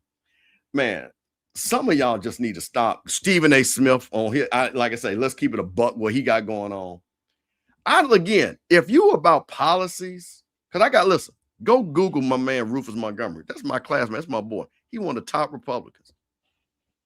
That boy been a Republican since we was in college. Boy, it's about policy. I don't agree with it, but I respect it. I do respect it. You know, if you about policy and all that, and you can make, but when you want to sit up here and make a social, I'm not going to talk about the social that they use or want to say that you are not qualified because of the color of your skin, or black women don't need jobs because they're angry, some of y'all need to check yourself. Yeah. Some of y'all really need to check yourself and understand. And like I say, some of y'all sit up and hide behind some of this false flag social agenda, but I'm gonna call you out for what you are. That ain't how we move around here. And like I say again, I'm not saying that any party is better than other, but I will say this: Donald Trump ain't good for you. Point blank, period. Now you take it however you want to take it. And I don't care if you got a problem with me, you can always, and we can have a whole show about this. But this is what I'm talking about, man, about how dangerous this is. Because again, cuts are going to come and things like that. This is what happens whenever everybody moves the money around. But when you go and to this point where to purposely hurt the academic and educational mission, which again makes the country better. I tell you one thing, last I checked, anytime a black person get educated, according to the stereotype, he's not a stereotype. So to me, you probably want to be educated, according to them, because of the stereotype. So my problem with all of this is to sit back and to see, and shout out to Alma Adams, because I'm gonna clear this up. When y'all were talking about a certain person got money for HBCU, he did not. It was Alma Adams, HBCU alum. Go Google it, because I'm tired of that lie. That is a lie that some of y'all like to put out there because you don't know no better. Alma Adams got that money for no HBCUs. And she fought tooth and nail, and that's how they got the PPE money. So when she let the white folks get the money, she said, oh, we got to get us some too. So I want to clear that up real quick. But this is the thing that just bothers me. So I'm just going to say this, and we're going to move on. There's an election coming up, y'all. And this affects you all. So most of you all are watching the HBCU alums. It affects your schools. It affects your children. It affects where you work at. Think about what it is and get off of this one social issue that they're trying to get y'all caught up with. And I ain't going to name it because y'all know what it is, how they keep playing y'all. And y'all around there talking about that matters. When that ain't got nothing to do with your job, ain't got nothing to do with your kids getting financial aid, ain't got nothing to do with you getting loans, ain't got nothing to do with if you work in a federal workforce. So wake up. So I just want to say that because this bothered me because this, and this is one thing. This just shows you how callous people are, that they don't even have enough respect for you to even do the research to kill your shit. You know what I'm saying? Bro, leave me like, listen, man. I'm gonna say this real quick, man. Shout out to the Ronald Reagan and George Bush here. At least they come up there on Capitol Hill. Well, we've done research and we found this and we found that and we think this and blah, blah, blah. They give you some paperwork, Zoe. They give you some paperwork. Y'all believe in that for a hot second. You know what I'm saying? Conservative values and things like that. We want people to build their own businesses and things like that. But damn, bro. My man went 30 seconds chat GPT. And so we gonna cut 90,000. And I'm telling you, because what's gonna happen? Because one thing about black folks, we're gonna start doing research. And we're gonna start finding out there's more money being cut. And then you're gonna find out it's gonna be something that you like or love, your stuff got cut. You gotta say it right though, Steve. And Joker with ChatGPT and got the answer, then copied and paste. Copied and paste, bro. Bro. He's like, listen, man, I ain't even got enough time for y'all to even waste my time to even do no research if it's DEI or not. All I know is that's black and DEI equals black, which I'm gonna say this again. 99% of y'all don't even know what DEI even means from an academic level, which is where it started at. So I'm gonna leave that at that. And I'm gonna say this one thing too, to all the white folks. Stop using woke wrong because y'all don't even know what that means either, because that's bothering me too. But we're gonna move on from that, so because we're gonna get on some spike I know you want to talk about. So I guess this is a little bit of politics too, but this is really talking about how people see you. So Cam Newton has his YouTube show called 4th and 1. And Cam Newton is and I know Cam Newton, shout out to Cam Newton. Shout out to the cigar bar. I got pictures we'll let y'all know me and Cam at the cigar bar with Jay and all those boys. But Cam Newton brought on Jason Whitlock. Now, Jason Whitlock, I'm gonna tell you something. I'm a guy, though, like I said again before the internet. I used to, and I'm gonna say this, I did the first Black Sports Writers Roundtable here in Atlanta at Super Bowl. I am a big fan of Black sports writers. I used to go, there was a place right there, Triangle Mart Zone. There used to be a newsstand, and they would have the newspapers from all over the country. And I think it's now Cleaners or something like that or whatever. but it used to be a newsstand. They would get all, and I would go read all the black, Ralph Wiley, Brian Burrell. Man, I used to read all the. I remember when Stephen A. Smith came. I remember Man, when shout out Ralph Wiley, man. Right, man. Shout out to Ralph Wiley. So I am big, and so Jason Whitlock, great sports writer, but Jason Whitlock decided to make a turn, and he and Stephen A. been going at each other's neck. So Cam Newton said, "You know what? Let me bring up Jason Whitlock." So we're gonna play first of all the hot reel, and then we're gonna get into some of the things that Jason Whitlock thinks about Cam Newton. And I'm gonna see what you say on the other side here. So here we go. Let's get this on up here. Here we go. Jason Whitlock, 4th and 1, Cam Newton. Why do so many people hate you? Jason Whitlock is a click-chasing clown. I can't believe he's still with us. I don't think anything works harder than his cholesterol. Probably the worst individual I've ever had the displeasure of ever being associated with. They hate what I stand for. Most of these homosexuals in the media scared to death of me. You're not scared. I have no interest in being relatable. I have an interest in being biblical. Stephen A. He's fraudulent. He's lying about his college basketball career. In 4th grade, got held back because they thought he was retarded. I think he is the peak of the spear in sports journalism, whether we want to agree with it or not. The LGBTQIA plus BLM alphabet mafia attacked me.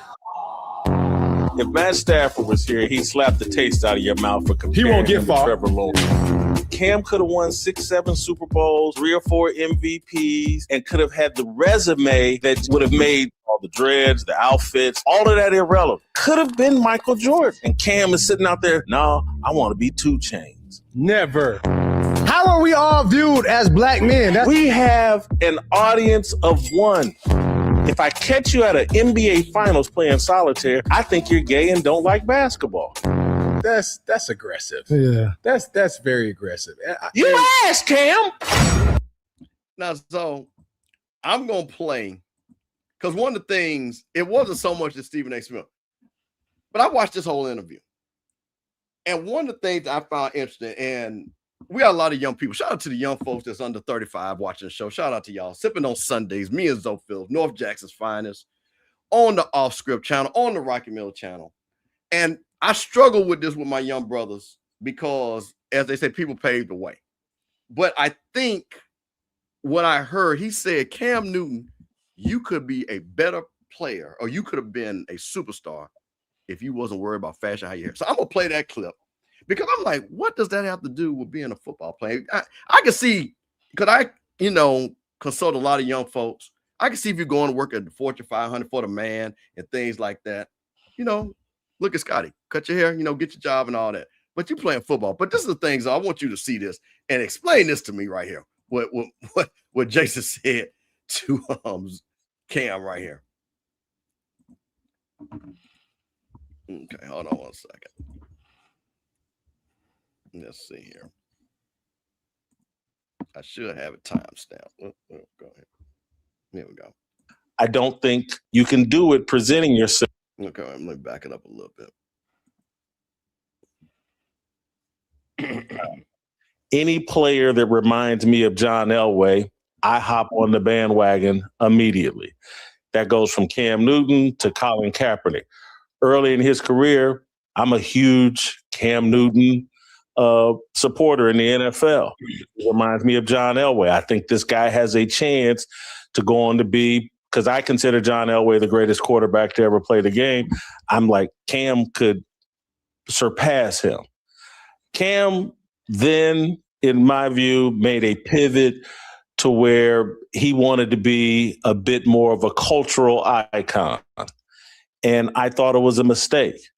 I think that when you're a franchise quarterback, there's a clean-cut way that the organization wants you to present yourself. I think that young men, particularly young black men, have spent way too much time worrying about their hairstyle, their fashion statements, any of that. I think it's all a mistake. I think it's all a waste of energy. I think that it's an indication they've taken their eye off the ball as it relates to their career, and now they're worried about other things. And so I started becoming critical of Cam. I'm like, hey, man, all this dressing up with the hairstyle, with the bonnet, with all this, like, man, you got to lead a football locker room. I don't think you can do it presenting yourself in that way. And so I became critical of Cam because I thought he's doing things to mess up what I think could be an all-time great NFL career. I look at Cam now in the media space. I see immense talent. I see a team around him that's putting him in position to shine. If he tones it down more and allows people to focus on what's actually coming out of his mouth rather than how he presents himself, I think he could have even more impact in the media space. But I've been very, celebratory of a lot of Cam's content. So that's the first part of it. What you think about that? What Jason Whitlock said? Right, wrong, in the middle, and two things could be true. He's a walking contradiction. He's speaking of Cam, the way he presents himself by the attire. A lot of what you guys do around him and how you present. He's speaking about Cam and how he presents himself with the attire. But I just think he for doesn't, the most part. But he doesn't talk about how you present some yourself. People say, and I think I researched this at one point. I thought this was interesting, right? Because when he said you had to look a certain way to lead a football team. Now, I don't know if a lot of people, like I say, shout out to Cam Newton, Westlake High School. And Cam Newton and Jerry Richardson, and this is Cam Newton tells this story. Jerry Richardson told Cam Newton straight up, you're gonna be clean cut, you're not gonna have earrings because you lead my football team. This how I move. And if you go Google Jerry Richardson, he lost the team because he was shady as hell behind the scenes with women. But he was an old redneck, type guy. And if I'm gonna draft this black quarterback, he gonna look a certain way. And if you remember Cam first years when Jerry Richardson, he clean cut. And I'm gonna say this as a brother. I've seen Cam Newton about a billion times. Cam Newton is a big, good-looking young man. Huge. Big, and I'm talking about brother's a good-looking. I'm talking, and again, Listen. I'm not talking about this. I'm talking about when I used to see him all the time, clean cut. But you know what? Jerry Richardson told him. But here's my problem with this when he says leading the team, right? And by how you look. It always amazes me when this never comes up with white boys. And see, white people can look a certain way, but was Ben Roethlisberger a good leader? And he around here allegedly, or did have a sexual issue or rape of a woman in a bathroom? Is Aaron Rodgers, even though he's clean cutting, goatee, but he talk all that craziness on Pat McAfee's show and says what he says? Is Brett Favre, Mississippi, down there and showing his penis, drug user, racist? He was a great leader. So why is their personality? Why is it about how we look? But it's never about how anybody else's personality dictates how you lead. Because last time I checked, if you're a person of great character, you could be a great leader. Well, Steve, let me say this. The first thing about the whole how you look and present yourself, I hate when they say that because the only reason for how you look is to be marketable. You don't have to be marketable to be a winner. You could be a quarterback that don't do no commercials, but you won. So that's you could be a quarterback to do a lot of commercials, ain't never won none. The guy. But my point is the whole thing about the look, that it's all about marketability. That's it. It's the only reason why I talk about how you look and how you present yourself. But let me also say this too, Steve.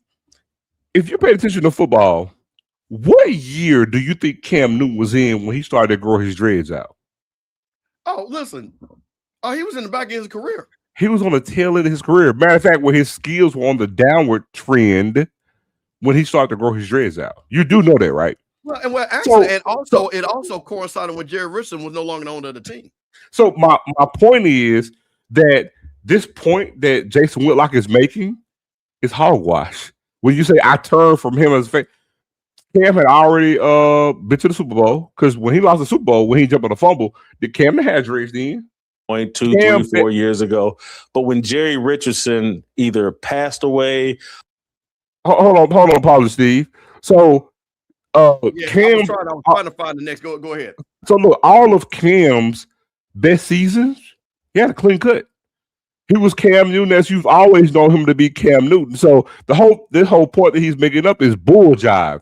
But again, when we don't like something and we're prisoners of the moment to how you look down, we want to translate that to when you were playing. That's why I say it's bull jive. But the point I was making is he was talking about Cam's looks in support of the way he dresses. Your appearance is not just the way you dress. I can say the same thing about Jason Whitlock, because whenever you're on television, period. If we talk about presentation, Jason Whitlock is a fat slob. Overweight slob. Shout out to Jason Whitlock for acknowledging that. He did say that. He's an overweight slob, right? But again, when you present yourself on TV, you need to look a certain type of way as well. Now, granted, I'm gonna always give kudos to where it's true. So I came to know Jason Whitlock on Sport Reporters back when I was a shorty, right? When I was a youngin'. And he, like I said, we all know if you really want to, if you are into sports journalism, and a lot of us are, Jason Whitlock is a damn good writer. Probably one of the best. If you're talking about sports journalism, gonna always give him his due. It's one of the best in the business, even to this day. But when he get on that screen and get to open up them fat ass lips of his, man, he will make you detest him. And we all do. Because when I say he speaks a bunch of nonsense all the time, stepping and fetching nonsense is the only thing that comes out of his mouth. Literally. It almost make you beg the question. You know the old quote, Steve. It's better to be thought of as a fool than to open your mouth and remove all doubt. Facts. If he stuck to, because the Jason Whitlock that you read about, it's a whole different Jason Whitlock when he opened his mouth on camera. It's like it's two different people. But that right there was just some bull jive, man. And he has no credibility whatsoever. It's to the point now that Jason Whitlock has to say extreme stuff to remain relevant. And we all know this now. I'm gonna play this clip right here. There's another one I'm gonna play. This is when he compared him to could be Michael Jordan. This is what I thought was interesting. Jason Whitlock telling Cam that he could be Michael Jordan.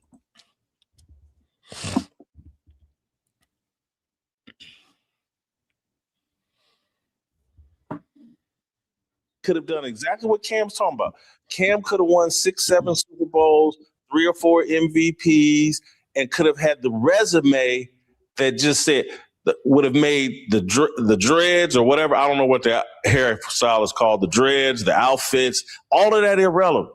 This man could have went out on that football field and been Superman for 15 straight years and won 3 or 4, 5, 6 Super Bowls and MVPs, and he could have been Michael Jordan.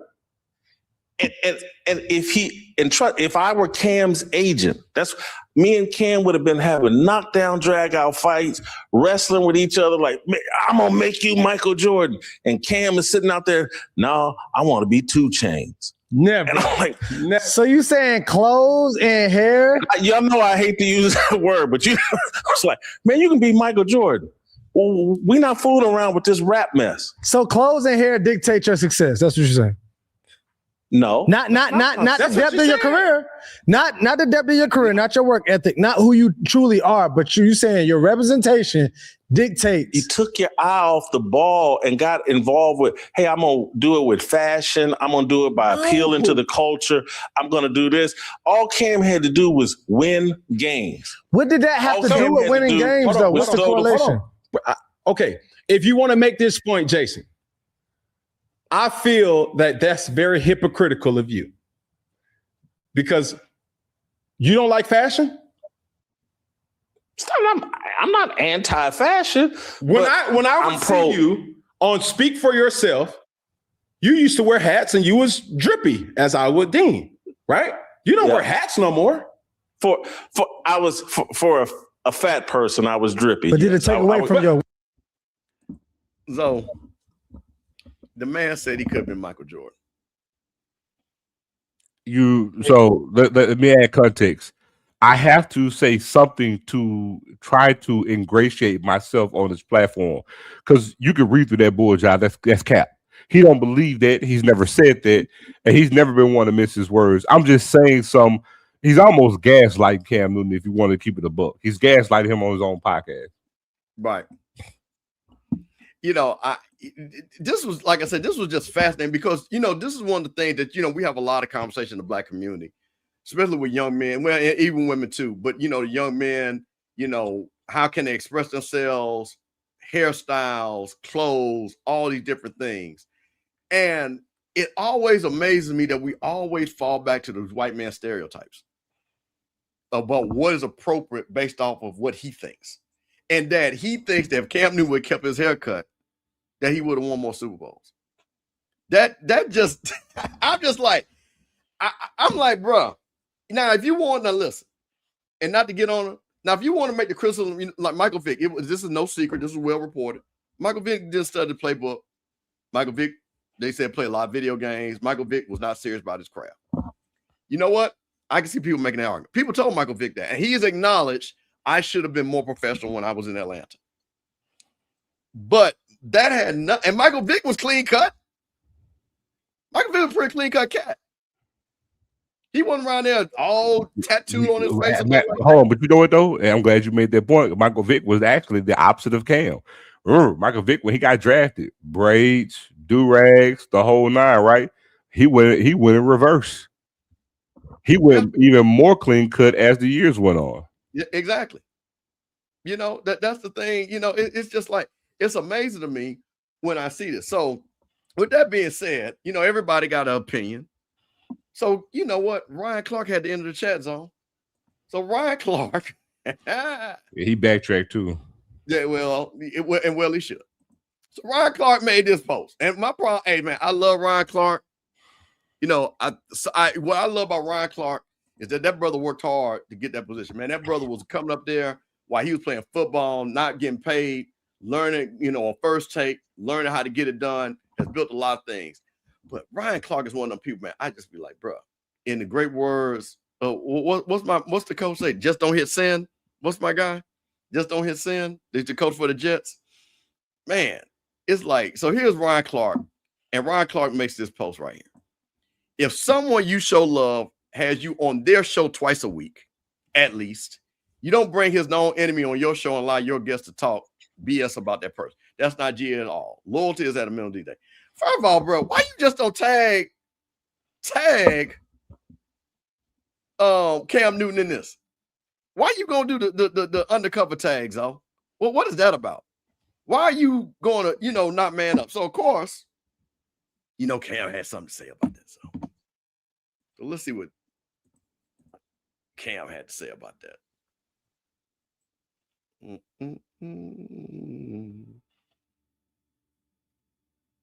Where is that? Here we go. And keep it up, fam. I'm about to say, it's not about being big. If you talk about Coach O and weight, Coach O is fresh every time you see him. So it's not about your size. It's about how you carry yourself, how you dress the part. You ain't never seen Otis looking sloppy in front of a camera, ever. So let's see here. This should be, here we go. This is Cam Newton responding back to Ryan Clark. Because this was a big mess, boy. Stephen A was like, hey, why you having to ask questions and everything? Cam, I kind of had to go with Cam on this. Here's Cam Newton responding back to Ryan Clark. Well, I always got it done. Go at Stephen A and Ryan Clark. I always got it done. I say now, welcome. Come on in. Okay, y'all right. That dude there so cringe, man. Yeah. Man, we got people telling you, we on how we should do business. First of all, I just got one thing to say, and I that think dude, that dude is so cringe, you can't man. call me Peggy, bro. You can't call me. You can't call me Peggy, but that dude is so cringe, man. Yeah, you can't. I heard the story why it is. You still ain't gonna do that. But let's get back to Cam Newton. It's here on 4th and 1. Okay, and that's none other than Ryan Clark. Mr. Clark, come here, boy. All right, so Ryan Clark takes it to X, and he tweeted, "If someone shows you love, has you on their show twice a week at least, you don't bring his known enemy on your show and allow your guests to talk ish about the person. That's not G at all. Loyalty is at a minimum these days." And Cam, he is referring to obviously Jason Whitlock coming on 4th and 1 and your relationship with Stephen A. Smith. And he said you shouldn't allow somebody to come on this show and talk about Stephen A. But Cam, talk about what goes on here at 4th and 1.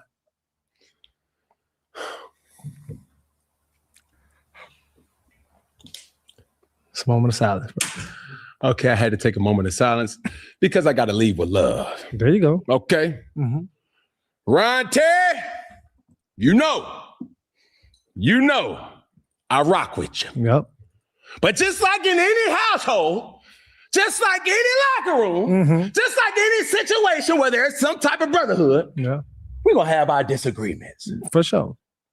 And this ain't no different. We just going to have to agree to disagree. Brotherly love, brother. You go to Twitter, I go to 4th and 1. Oh, we always got it done, brother. We talked about it. He sent me a message. That's cool. I appreciate that. Yeah. I didn't know he went to Twitter. I was going to leave it at the conversation. Yeah. So therefore, he said his piece to the world. What you going to do? Now I say my piece to the world. Okay. So you mean to tell me that you going to tell me Watch out. who me can and can't have on me platform? Yeah. That's what he meant. My platform, but yeah. No. Yeah, you understand. Oh, you gonna tell me who me can have on me platform? I don't go and say to you who you can have on your platform. Yeah. You understand? I understand what you're saying. And this is the thing, because this is just not about Ryan Clark, because I have so much respect and appreciation to my brother in content, to my brother as a former athlete, to my brother as a very well-spoken individual that has opened doors for the likes of me and the others. Yeah. But one thing that's not going to happen is a puppet string attached to my back. Yeah. So I'm glad you stopped it there. So again, so at the end of the day, let the record show this the lane that he chose to go down. I'm not a puppet. You can't control me. But Ryan Clark said nothing about, hey man, you remember that you need to be controlled because you do this. But there's a thing about loyalty and decorum. And say also being respectful of how you got what you got. Right? So it's one thing to say this is on my platform, or over here we do what we want to do, right? But let's be honest, 4th and 1, it took off exceptionally where it is now by Cam being on First Take. Right. Like he did the podcast beforehand, right? That's fact. And it was doing some things, but when you think the moment you got on ESPN, it took it to a whole other stratosphere, right? Also, you getting paid elsewhere through ESPN. Now, I ain't the smartest person in the room. I got one kid. You know how many kids Cam Newton got? And people say, well, he got millions. He ain't getting NFL money right now. And guess what? And he himself has even spoken as much. So when people say, oh, he got money, it doesn't matter. I've never seen any other person say, I got enough money, I don't need no more. Never. Right? Also, when it comes down to it, at the end of the day, it ain't about money. It's the fact that somebody did a solid for you. And your idea of repayment is let me bring your known enemy on here to assassinate your character on my platform. And I know this beforehand. And I'm going to angle it by saying, oh, I just wanted to talk about other things. Come on, bro. You knew the very thing. It was also, let me say this. Not just the fact that you brought him on there, the fact that when he started going down the lane and he was going down, talking about him, you never once stopped at the interject, said, we're not going to do that, man, or whatever the case may be, or try to change the narrative. And the way he moved, it was like, oh, let me set the table so you can get your shit off over here on me, on my platform. So if Stephen A came in literally this week and was like, man, I'm getting his ass off the first take, people would say he was being wrong, huh? You see what I'm saying? So the thing is, that was foul. I mean, it ain't no other way to say it. It was foul. It was foul. It was uncouth. And you want to stand on the lane of, I'm not a puppet. So let me just say this.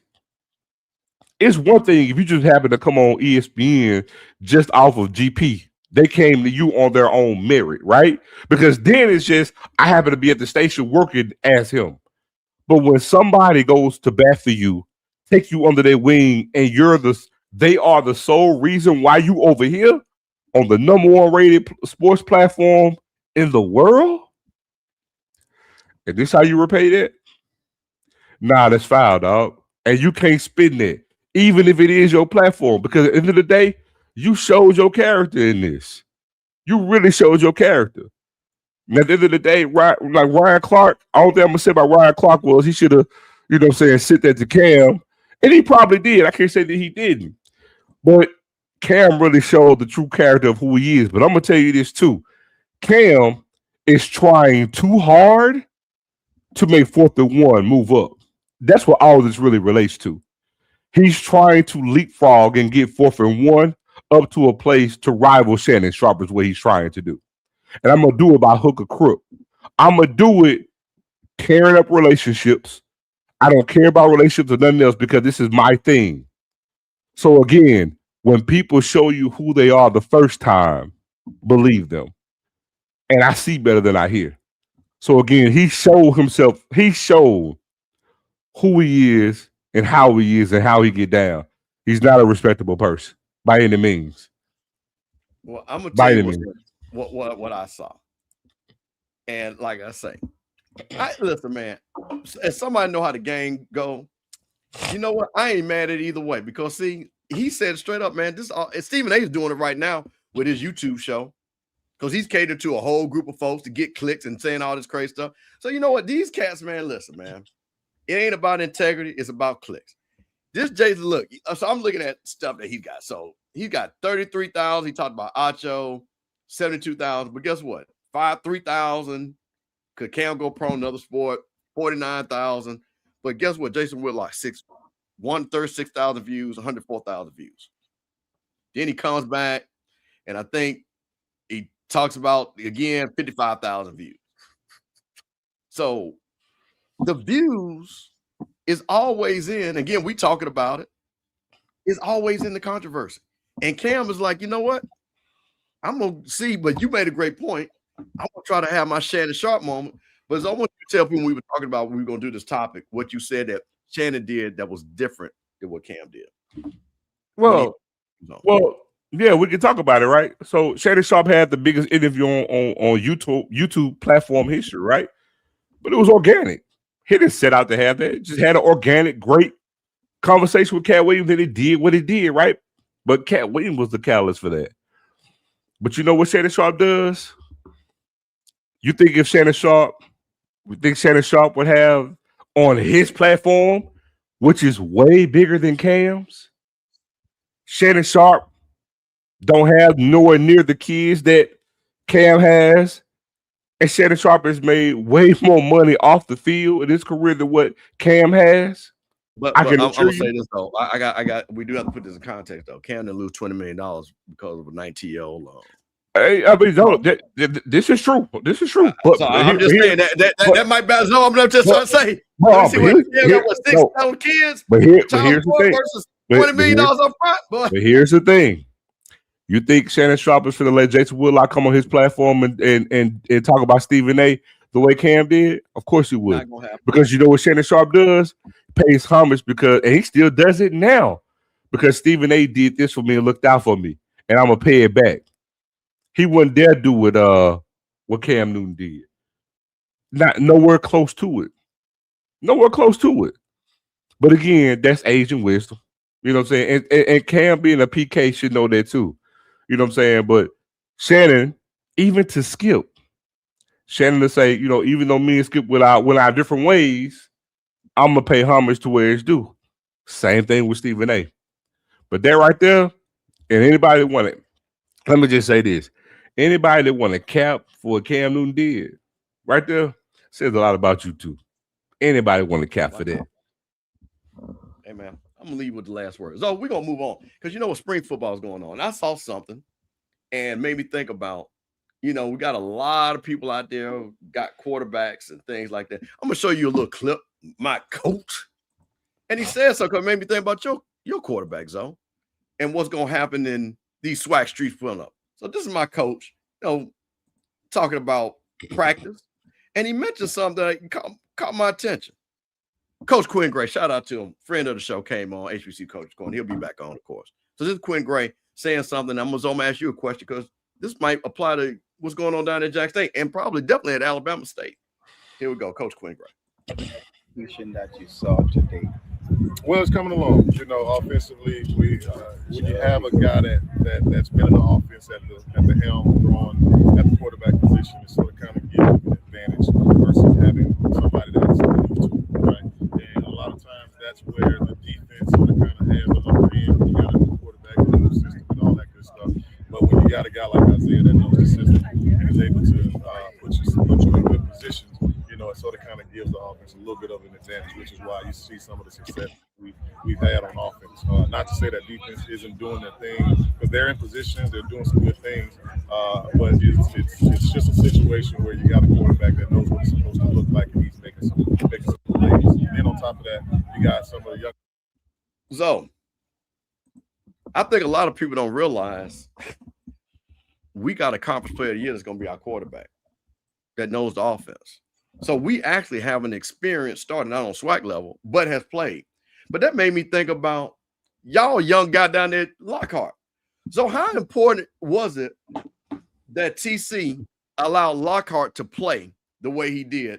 And how important is it when you're looking at Andrew Body coming back to Alabama State? That's going to be a big deal. You're looking at other quarterbacks coming back. I believe, let me say this. I have heard that potentially the kid from Alabama A&M is still working on potentially coming back to get clear. So he could come back. Of course, Southern does not have a quarterback that's going to, you know, has a lot of time coming back. Texas, Prairie View got to do their thing. But so how important is that when you got a quarterback, man? It's extremely important. So much so that if you go to the SWAC, we actually talked about this last season. If you go back and look last season, you only had, I believe it was three returning quarterbacks in conference play last season. Right. And it's going to be about the same this upcoming season.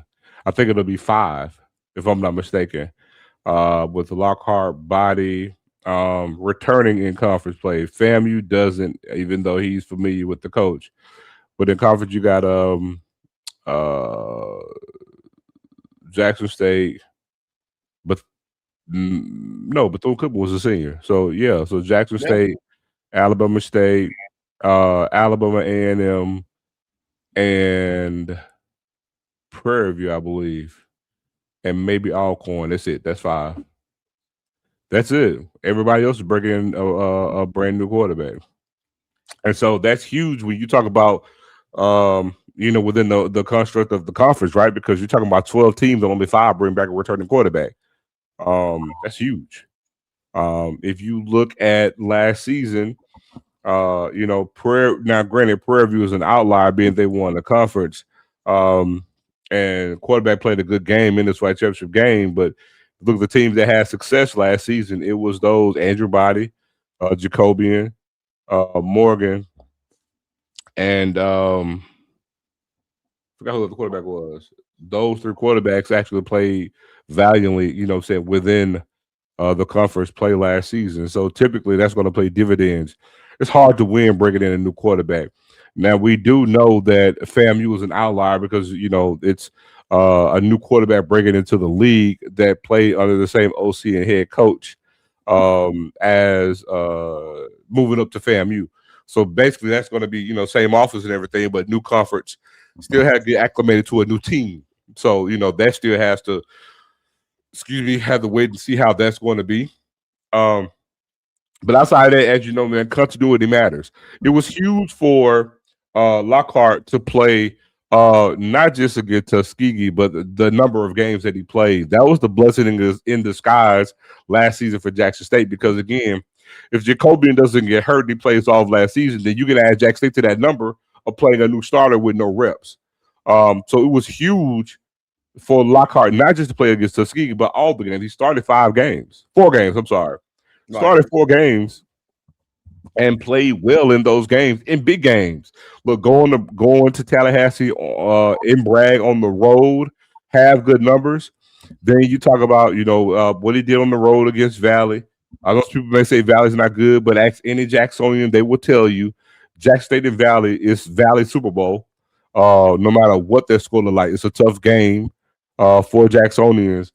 Then the game against Bethune-Cookman, he played very, very well as a true freshman who was supposed to be redshirted. So that experience will pay huge dividends for this season for Jackson State, because, Steve, I were to tell you, Jackson State defense is going to be lights out this season. Jackson State season will hinge upon the growth and development from year 1 to year 2 of Lockhart. If Lockhart takes another step and he's better, Jackson State is going to be lights out in year 2. If not, then we won't be winning the SWAC tournament. It's going to all be on his progression. Right. That's Jackson State season in a nutshell. I mean, we have the best recruiting class, best transfer class. I mean, we had a bunch of great guys redshirted last year, went to the SWAC championship game and lost. In a game that could have easily been won by Jackson State and going back to the Celebration Bowl in 2 out of 3 years. And again, you're talking about a true freshman playing a great, huge role in that. Playing in 6 games in your true freshman season, now everything belongs to you in year 2. And so far, so good in spring ball. So we'll see. Well, man, listen, I'm going to say this because, man, this is Sippin' on Sundays. We got to bring that FAMU in there. The biggest thing when I'm sitting back here, and again, I'm excited Andrew Body coming back to Alabama State, but I'm gonna tell you one thing. I feel pretty confident we'll at least be able to score more than 21 points at FAMU. I feel pretty confident on that. So I believe we'll be able to score more than 21 points. Score more than 21 points, we'll be in good shape and see what happens and everything. But no, man, when I heard that, and again, I think people are sleeping that, like I said, Isaiah Knowles is coming over there, like you said, with coach, knows the offense. Which gives coach, like you said, all he's got to do now is identify playmakers who can facilitate his offense. But when you got that quarterback position settled, man, that's a big deal. And that's why I sat back and I thought about this, because a lot of people were like, oh, should they have played Lockhart and Jacoby Morgan? Said it doesn't matter.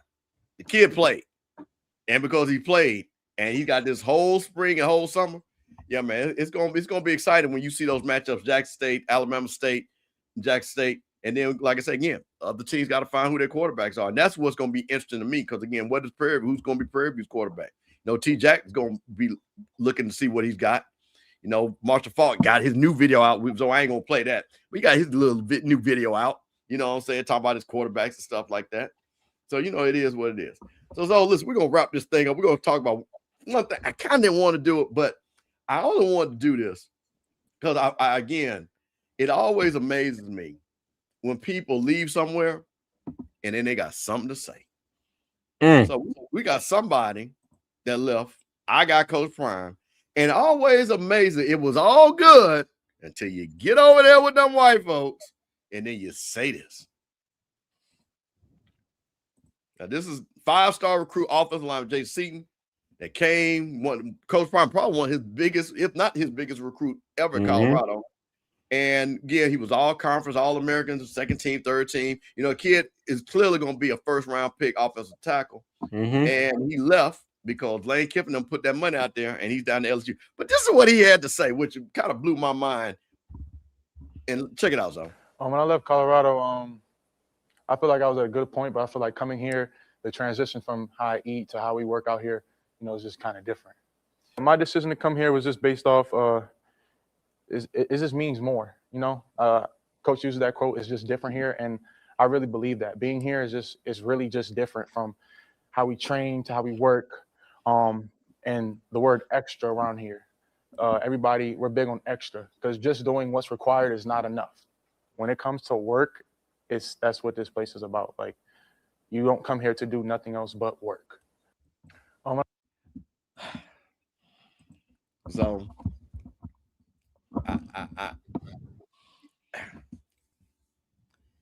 I don't listen, man.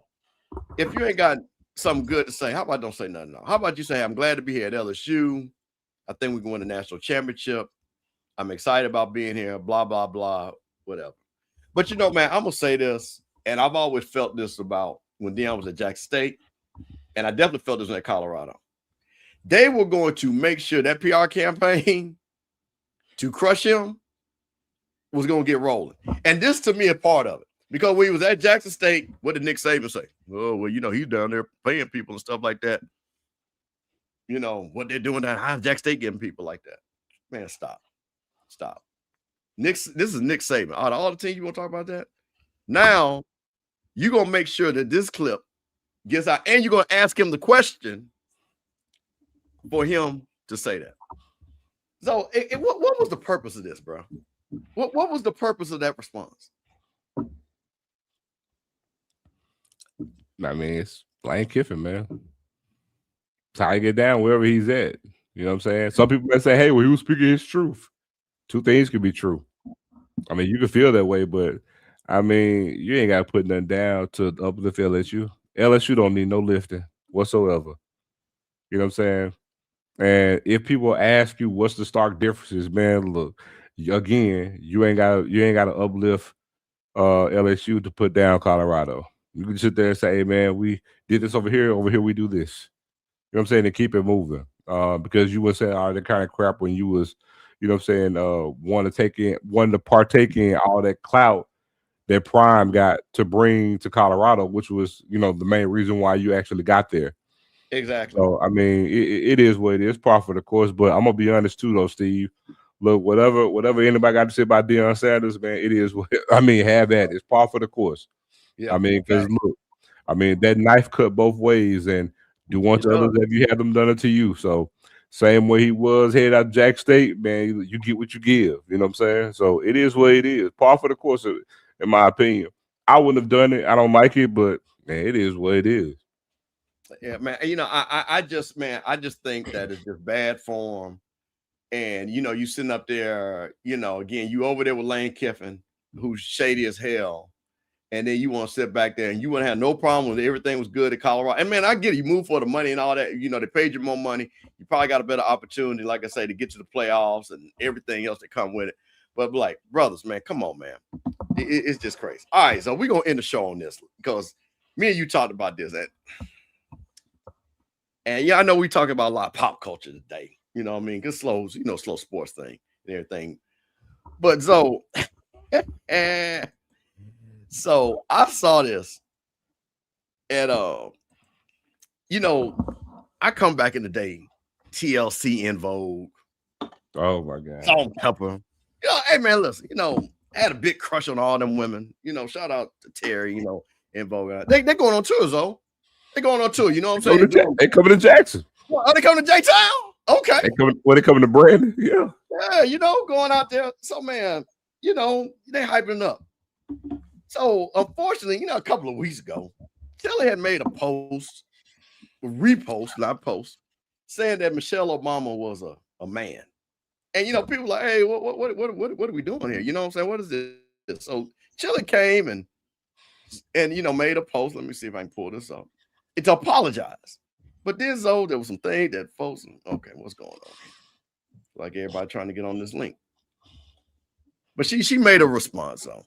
And she said she would never post that, but I'm trying to pull it. Here we go. Let's see. Here we go. Give me 1 second here.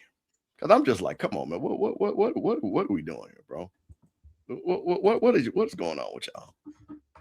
What are we doing here? What are we doing? So here we go. Let me play the commercial. They want, I got to get the commercial in.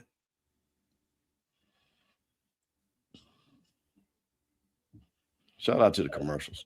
Give us some of this money. Here we go. Hey guys, I wanted to come on here to address a few things that's circulating on the internet that's very concerning. Very concerning. Let me say this first. Take your time. I have the utmost respect and admiration for Michelle Obama, and I would never say or do anything that is disrespectful to her or to any woman. I would never do that. And I had no clue that this repost had happened until I started getting phone calls and text messages from everybody. And I immediately went to my page to see what was going on. Now, mind you, I'm not very computer savvy, so I'm looking for this repost button. And I see that. I just got to pause that. Why does everybody, it was that first time, never computer savvy, but they can always post 5,000 things. I always just find that interesting. You know what I mean? They never can know how to do something until they do. That all of them, all of these buttons to each other. And clearly I was scrolling and my thumb hit the repost button. Again, I had no clue that something like this happened until I got all the calls. But of course, I took that down and, you know, I would never post anything like that. I would never do something like that. That is not my character. I have supported the Obamas. I gave to the campaign, both runs, voted twice for him, and supported the organization that Michelle had in the schools for exercise for the kids. I would never do anything that's harmful or hateful to anybody. You know, I'm just not wired like that. That's just not who I am. And when it comes to organizations that I have donated to, pay attention. These are the things that support the veterans. You know, I have always supported them, not just now, but for years. This is not something new. So I just wanted to let you guys know, you know, this from me, you know, that I would never do anything so disrespectful, and I would just never, I'm just not about hate or anything like that. All right, I'm gonna cut that off. Because though she said, listen, I would never, ever. the button got in the way. Now, the first thing about it is this was on your feed. Now, I'm gonna just tell you a little something. I got an app, work the technology, still do. And I'm just gonna tell you, stuff comes on your feed for a reason. I'm just gonna let you know that. So I'm gonna tell you something about me. I like beautiful black women. I like HBCU sports. I got a hair business. You know what's all on my feeds on? Black women, HBCU sports, and hair. Yes, I'm just telling you. You look at my feed. I'm gonna show you some black women on my feeds, though. I'm gonna show you a whole lot of them. And I'm gonna tell you a secret. And I've been on Instagram, power use, they call it. I ain't never once, because they added, because you used to couldn't do repost, you had to have an app. I ain't never accidentally reposted something that I didn't want to repost. So that just let you know what she already looking at. But guess what though? You know, y'all black folks, y'all got their fire receipts. Y'all always is doing research. Well, Steve, hold on. Before you go, I just want to say something as a Zennial, mixing between a millennial and a Gen Xer. Do you know that she never took the retweet down? Well, she said she just did. She did say that. So that's what happened. She left it up until let me tell you what happened. Well, let's be clear now. Let's get the timeline together. She had it up. It's been up for a second. When they start getting those folks saying we ain't buying no tickets, we ain't coming to that concert. What you think T-Boss did? Now I'm gonna tell you one thing. Again, I know T-Boss too. I'm telling you, there was some cursing. And I'm telling you, In Vogue, who older than them, that's trying to get that last check. Because you know they probably gonna open the show. So they get hold on. But they got money already though. They got money already though. So cause like I told you earlier a minute ago, right? Cause I ain't never met nobody who said, I got money, I don't need no more. Oh, well, yeah, that's what I'm saying. But that's what I'm trying to tell you. I'm letting you know folks is getting upset because folks ain't buying no tickets. So let me tell you what y'all black folks, y'all gonna do. Y'all wouldn't say, you know what? Chilling, the veterans, you know what? We like that. Let's see if we can find out where you done donated some of this money at. But so guess what, though? Accidentally. It just, for some strange reason. I accidentally did. Some strange reason, the vets didn't get no money, but Donald Trump did. Mm. And then all by a sudden, let's just see here. They looked and she had given $879.14. 17, not once, not twice, but 17 times. And mind you, between April and November, so how many months is that? April to May, May to June, June, July, July to August, September. Hey, Steve, I got a quote for this, man. It look like a duck, cry like a duck. It ain't no damn mongoose. Oh, she gave almost $1,000 in 7 months. Accidentally. Accidentally. Well, no, wait a minute now. But then, you know what? Sometimes we go look and see what people find. Sometimes people like to do that. They try to do me like that, Zoe. Tom, Mr. Campbell, you following some grown folks stuff? I say, because I'm grown. That's why I follow it. So you go look and see what I follow. I don't care. But you know what? This is what happens when your stuff ain't front. So all of a sudden, all these MAGA influencers, Donald Trump Jr., Newsweek, Payne, Byron Donald, who claimed FAMU, but we don't claim him, and other MAGA content creators. So please tell me what's going on here, man. What? Wait a minute. So she said she gave the money to the veterans. So I didn't see nothing. No, let me run this back now.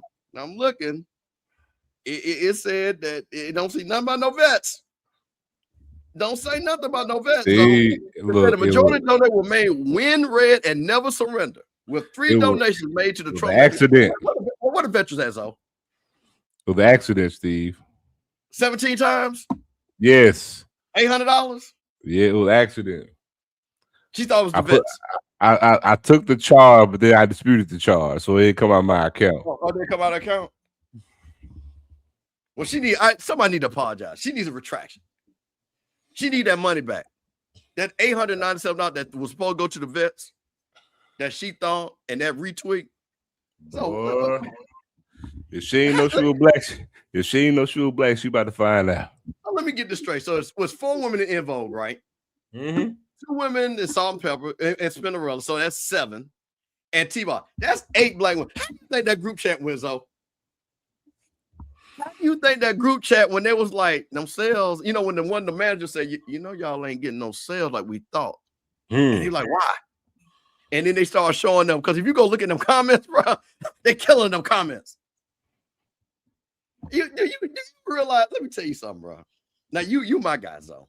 Scotty, my guy. Rocky, Coach Cole. And we got a singing group. And I'm going to just use Rocky just to mess with him. And Rocky came out and made a post about HBCUs ain't about nothing. I'm just trying to tell you that group chat ain't going to go too well. So. I'm just going to let you know group chat ain't going to go too well. So I'm just saying black women and they money, bruh, and they money, Salt and Pepper and Spinderella, In Vogue, T-Bars, bruh. I know that thing. Woo wee. Well, In Vogue saying that song right now, give it up, turn it loose.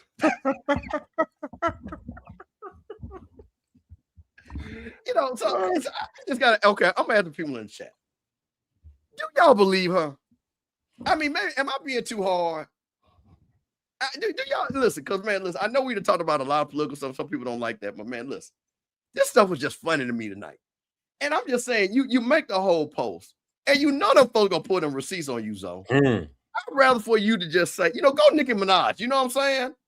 Hey, listen, Amber Rose.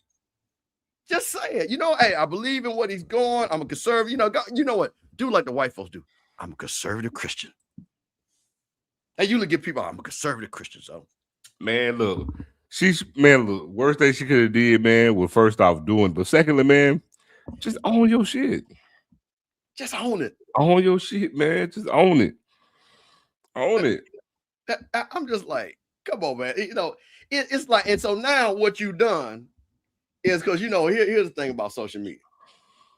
One thing you like to match, the fire gonna fire. I tell you what. I tell you what, Steve. All them scrubs they was thinking about for the bill, they finna be on her ass. Coming out the woodworks. I already talked about her boyfriend, her white boyfriend. Is all MAGA. They pull all the scrubs about to be on her ass. I tell you that now. Oh, listen, all the scrubs, bro. You talking about what? Come on, man. Chili. You know what I'm saying? You know, I know Chili say she mixed with everything else. You know, I know you ain't 100% black. Look, she ain't chilling no more. She corn child. It's over for her, dog. Bro, listen, you know what? I don't know if anybody y'all saw that the TLC movie. I think that was like on one of them channels, them lifestyle, Lifetime. They need to go find the girl that played Chili. Just go on to replace Chili right now. Just go on and get the girl, get her, and T-Ball just do your thing. Or you could do, you know what? You could do like Chili can't be on the tour because of exhaustion. That's a good one right there, Zo. Exhaustion. You know what I'm saying? She will join us a little bit later, but I'm about to do this with these 3D animations. and we about to do these songs. Yeah. Oh, no, Kiki, wait, was Kiki Palmer? Oh, Kiki Palmer, thank you. See, thank you. Shout out, because Kiki Palmer, yeah. Hey, Kiki, listen. I'm done now. Listen, Kiki would be good. I think Kiki be a hell of a stand in, Zo. Go and get Kiki in there. You know what I'm saying? Shout out to Left Eye. You know, you don't want to disrespect that, but I'm just saying, you know, you going to do the hologram like Dr. Dre and them did with Tupac. And you just, man, listen, I'll keep rocking. I'm gonna tell you right now. Salt and Pepper, they about their money. I'm telling you right now, that was the first person in the chat. Like, what we doing here? Hey, look at, see, she can tell it. Boy, listen. So I'm just trying to tell you, but man, we got to cut this out, man. We got to cut this foolishness out. Because when I saw that, and you know, I would never do that. And my thing is, this is my problem. So you made posts other than that. You don't go look at your posts that you made. It's sitting on your feed. You don't look at your posts and say, oh, better yet, which also tells you something. Your good friend didn't call you and say, hey, did you see what you posted? I'm telling you right now, it's a friend of mine, Dick 56. She sends me screenshots when I ain't looking good on the show, Zo. I can't go 5 minutes without her telling me something. She even text me now. Say, Zo can't talk because you got the style going on. So you gonna tell me that Chili ain't got a friend like that, Zo? She ain't got a good friend like that to look out for you. Yeah, what she got? Let me tell you something. When Scotty be going crazy, well, I'm gonna tell y'all something. When Scotty used to go crazy and he started looking at the phone, that was a text from me like, all right, time to cut that out. Immediately. Scotty will tell you. Scotty be going on and blah, blah, blah, blah, blah, blah, blah.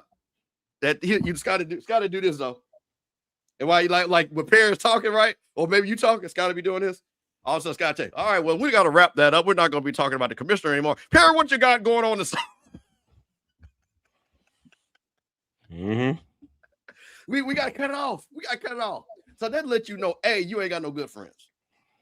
Let's start right there. Your circle ain't your circle. And that white boy you dating clearly ain't got your bed. Because I'm gonna tell you, even if I'm MAGA, I ain't gonna let my girlfriend mess up money up, though. Yo. I ain't gonna let you mess up money up. I'm gonna let you play that role. Listen, you need to tell them folks that you Obama Michelle now. We could do the Donald Trump thing behind closed doors. You know what I'm saying? Come on, man. That's all I'm just saying. That's all I gotta say.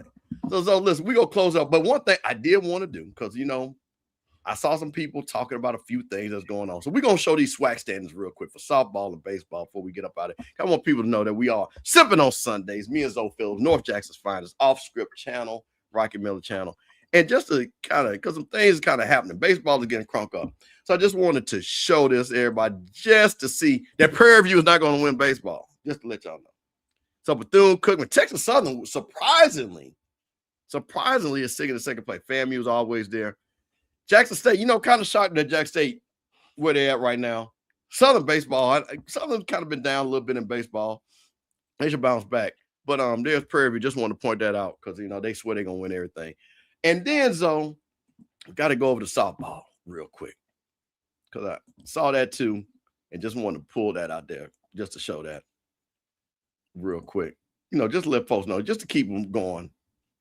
And this is a softball standard because you know what? I saw something I was excited about in softball. Because, you know, Zoe, you know who played for the softball last year? It was these two teams right here in the East that played for the championship. Mm-hmm. Florida A&M and Jack State.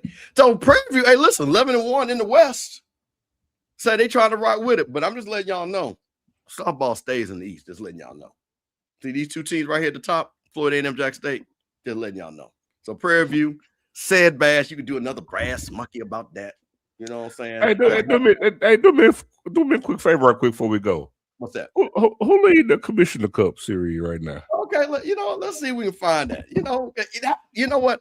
As somebody that cares not about the Commissioner Cup, because like I told you, I gave you the Campbell Cup, what was most important. Let's see, SWAC Commissioner Cup standings. Yeah, this is about to be April. We ain't got but 2 more months. You know what I'm saying? Alabama and Alabama State won it last year. Let's see here. I think this is it. I hope. Wait a minute. Okay, hold on. Sports. I Googled it. The SWAC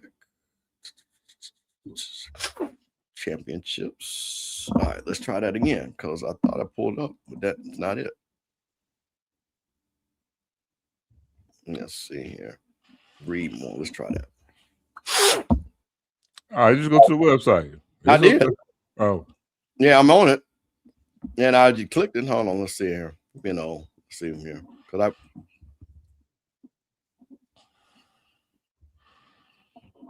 do a search, Commissioner's Cup, maybe? Nope. You just go to excuse me. Go to the SWAC. I pull it up. Let me see. Oh, there it is, right here in my face. My bad. No, but this is who won it. Yeah. Current. Okay, here we go. Current program. There we go.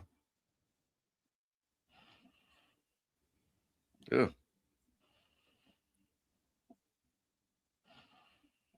You ain't got no leaderboard. Let me see if I can sort this. They do. Hold on.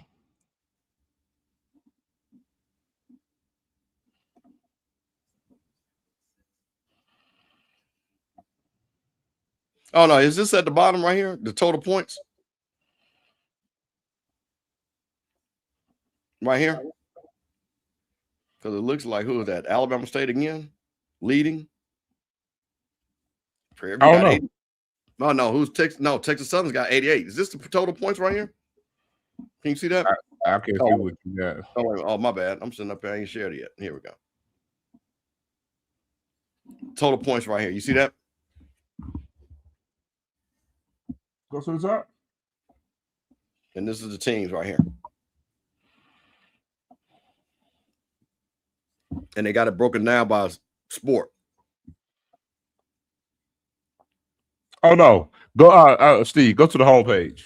Okay. Click the SWAC logo. Yep. And then go to the bottom of the page. All right. Okay, there we go. All right. So here we go. Commissioner's Cup standings. There you go. Make that nice and big. First place, Jack State Tigers.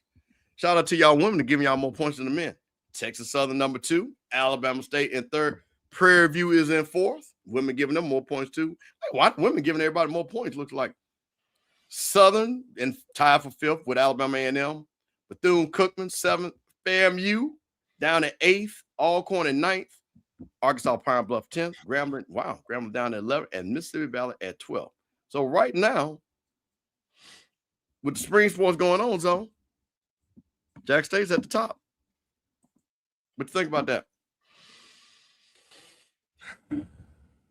That was supposed to happen, dog. You know, that was supposed to happen. We finished in 2nd place a lot of years when Alabama State was winning it, solely because we didn't have men and women's golf. Well, see, this is the reason why. Okay, I'm glad you said that. See, you pick up points by playing more sports. So that's the reason why family doesn't play all the sports. So probably never gonna win the Commissioner's Cup. That's why I say I got the Campbell Cup. So that's why, you know, a lot of time Alabama State was winning and Jack State be in second place a lot of those years solely because, and we should have won it so many years, but we didn't because we didn't have men and women golf. Well, you know, so like I say, so we're sitting there. G-Boom, shout out to G-Boom, part of that PV12. That's one of my guys. You know, hey, tell boy said Bass come through, holler at your boy on Sundays. Holler at my boy. But everything. But yeah, you know, so that's what it is. You know, Commissioner's Cup, you know, again, congratulations, whoever might win it. Like I said, I'm not no big fan of the Commissioner's Cup because, again, the only problem is, or you should make every school play every sport. That's my thing. Because if you don't, it's always going to be skewed to the teams that got the most sports and that are successful in those sports. I do want to be clear in everything. So that's the thing about it. So, you know, we'll see. You know, Prairie View sitting up there. G Boone said they got 8 more sports, spring sports. You know, like I say, God knows. You know, say what is that? Fairview. Exactly. Thank you. Shout out to A. Will Thurley. She knows we ain't got none of those sports. We ain't winning. We ain't never win the cup. Because like I said, the Campbell Cup. So let me just reiterate the Campbell Cup. Men's football, men's basketball, men's baseball. Women's softball, women's basketball, women's volleyball. That's the Campbell Cup. You get the most out of those 6, you the best in the SWAC to me. That's all I got to say on that. That's the big ones. Nothing against track and field, nothing against golf, nothing against bowling. We have bowling, you know what I'm saying? All that. Very important sports and stuff like that. But I'm just talking about when you go into a tournament, win those championships, those are the ones that yeah, see, let me tell you something about the track thing. See, and I'm going to tell you the reason why. I'm a big track guy. But all track teams, unfortunately, are not funded very well in the SWAC. And you got people, and even the Grambling coach, like in the long distance, he's like, I never coached long distance. You know, so it's, to me, it's not fair when that's just not on equal playing field. Football, basketball, all those, you can only have a certain amount of people. You can only play a certain group of people. The track and field thing is kind of iffy. So you're going to have great track teams and things like that because of money that's allocated. And some schools just don't have money allocated to track and field. You know, they might do it, but they don't have it. So I don't disrespect it. I love it when I see when we win and things like that. Because we have some outstanding, let me say, the individual track performers and some great track teams. But overall, unfortunately, a lot of the track and field does not get the funding that they need to be competitive. So that's the reason why I say that. That's my thing right there. So, hey, man, listen. We did another great night, man. Listen, we talked about football. We talked about politics. We talked about ChatGPT. We talked about ChatGPT here, so can you believe that? We talked about Jason Whitlock. Cam Newton, should he be like Michael Jordan? Talked about a lot of good things, man. So, you know, really good show, man. Really excited. Appreciate you all. So let me ask you one quick question. When is your wedding again? August 1st. So listen. So as we get a little bit closer, we're gonna have some guest hosts. Because Zoe, that boy be working. His fiance got him right, man. And we're gonna have that little gift basket that we're gonna have to give Zoe and his wife. So y'all, you know, put your pennies to the side. Because we gotta make sure we gotta do a sipping on Sunday. We gotta buy him a bottle or something, or money he can buy a bottle and everything. Because we know it's kind of expensive, ain't it, Zoe? So tell the people real quick, what's the minimum buy? Anything when you do a wedding? What's the minimum? Man, you say anything, it's a rack. It's $1,000. I don't care what you say. You say $1,000. $1,000. Everything. How much invitations on? Man, $1,000. I don't care what it is. You say anything, $1,000. Cake from Kroger that the girl gonna put some extra toppings on it. How much is it? Man, $1,000. $1,000. Man, everything, bro. It adds up, man. But listen, you're doing it for the love of your life. We're super excited for you, man. We're super happy for you, man. I'm not getting married. I'm just gonna keep me a little friend around, you know. So I'm gonna be one of them old men. You know how you see the old man and they be like, here come Mr. Steve, Miss Mary's friend. I'm gonna be Mr. Steve for somebody. You know, when she need a car jumped or need something put up, you know what I mean? So that's gonna be me. That's gonna be me. So I'm gonna be Mr. Steve to somebody. You know, one of them old fine old ones, you know what I'm saying? The old fine AKA. You know what I'm saying? They take care of themselves. I was on my way to being Mrs. O too, so. Hey, wait a minute. So, Evan, let me tell you something real quick. I don't believe in being a sugar dad. I think that, and yeah, many of y'all have talked about my strip club experience. I told you I don't go to strip clubs because I got a simple rule.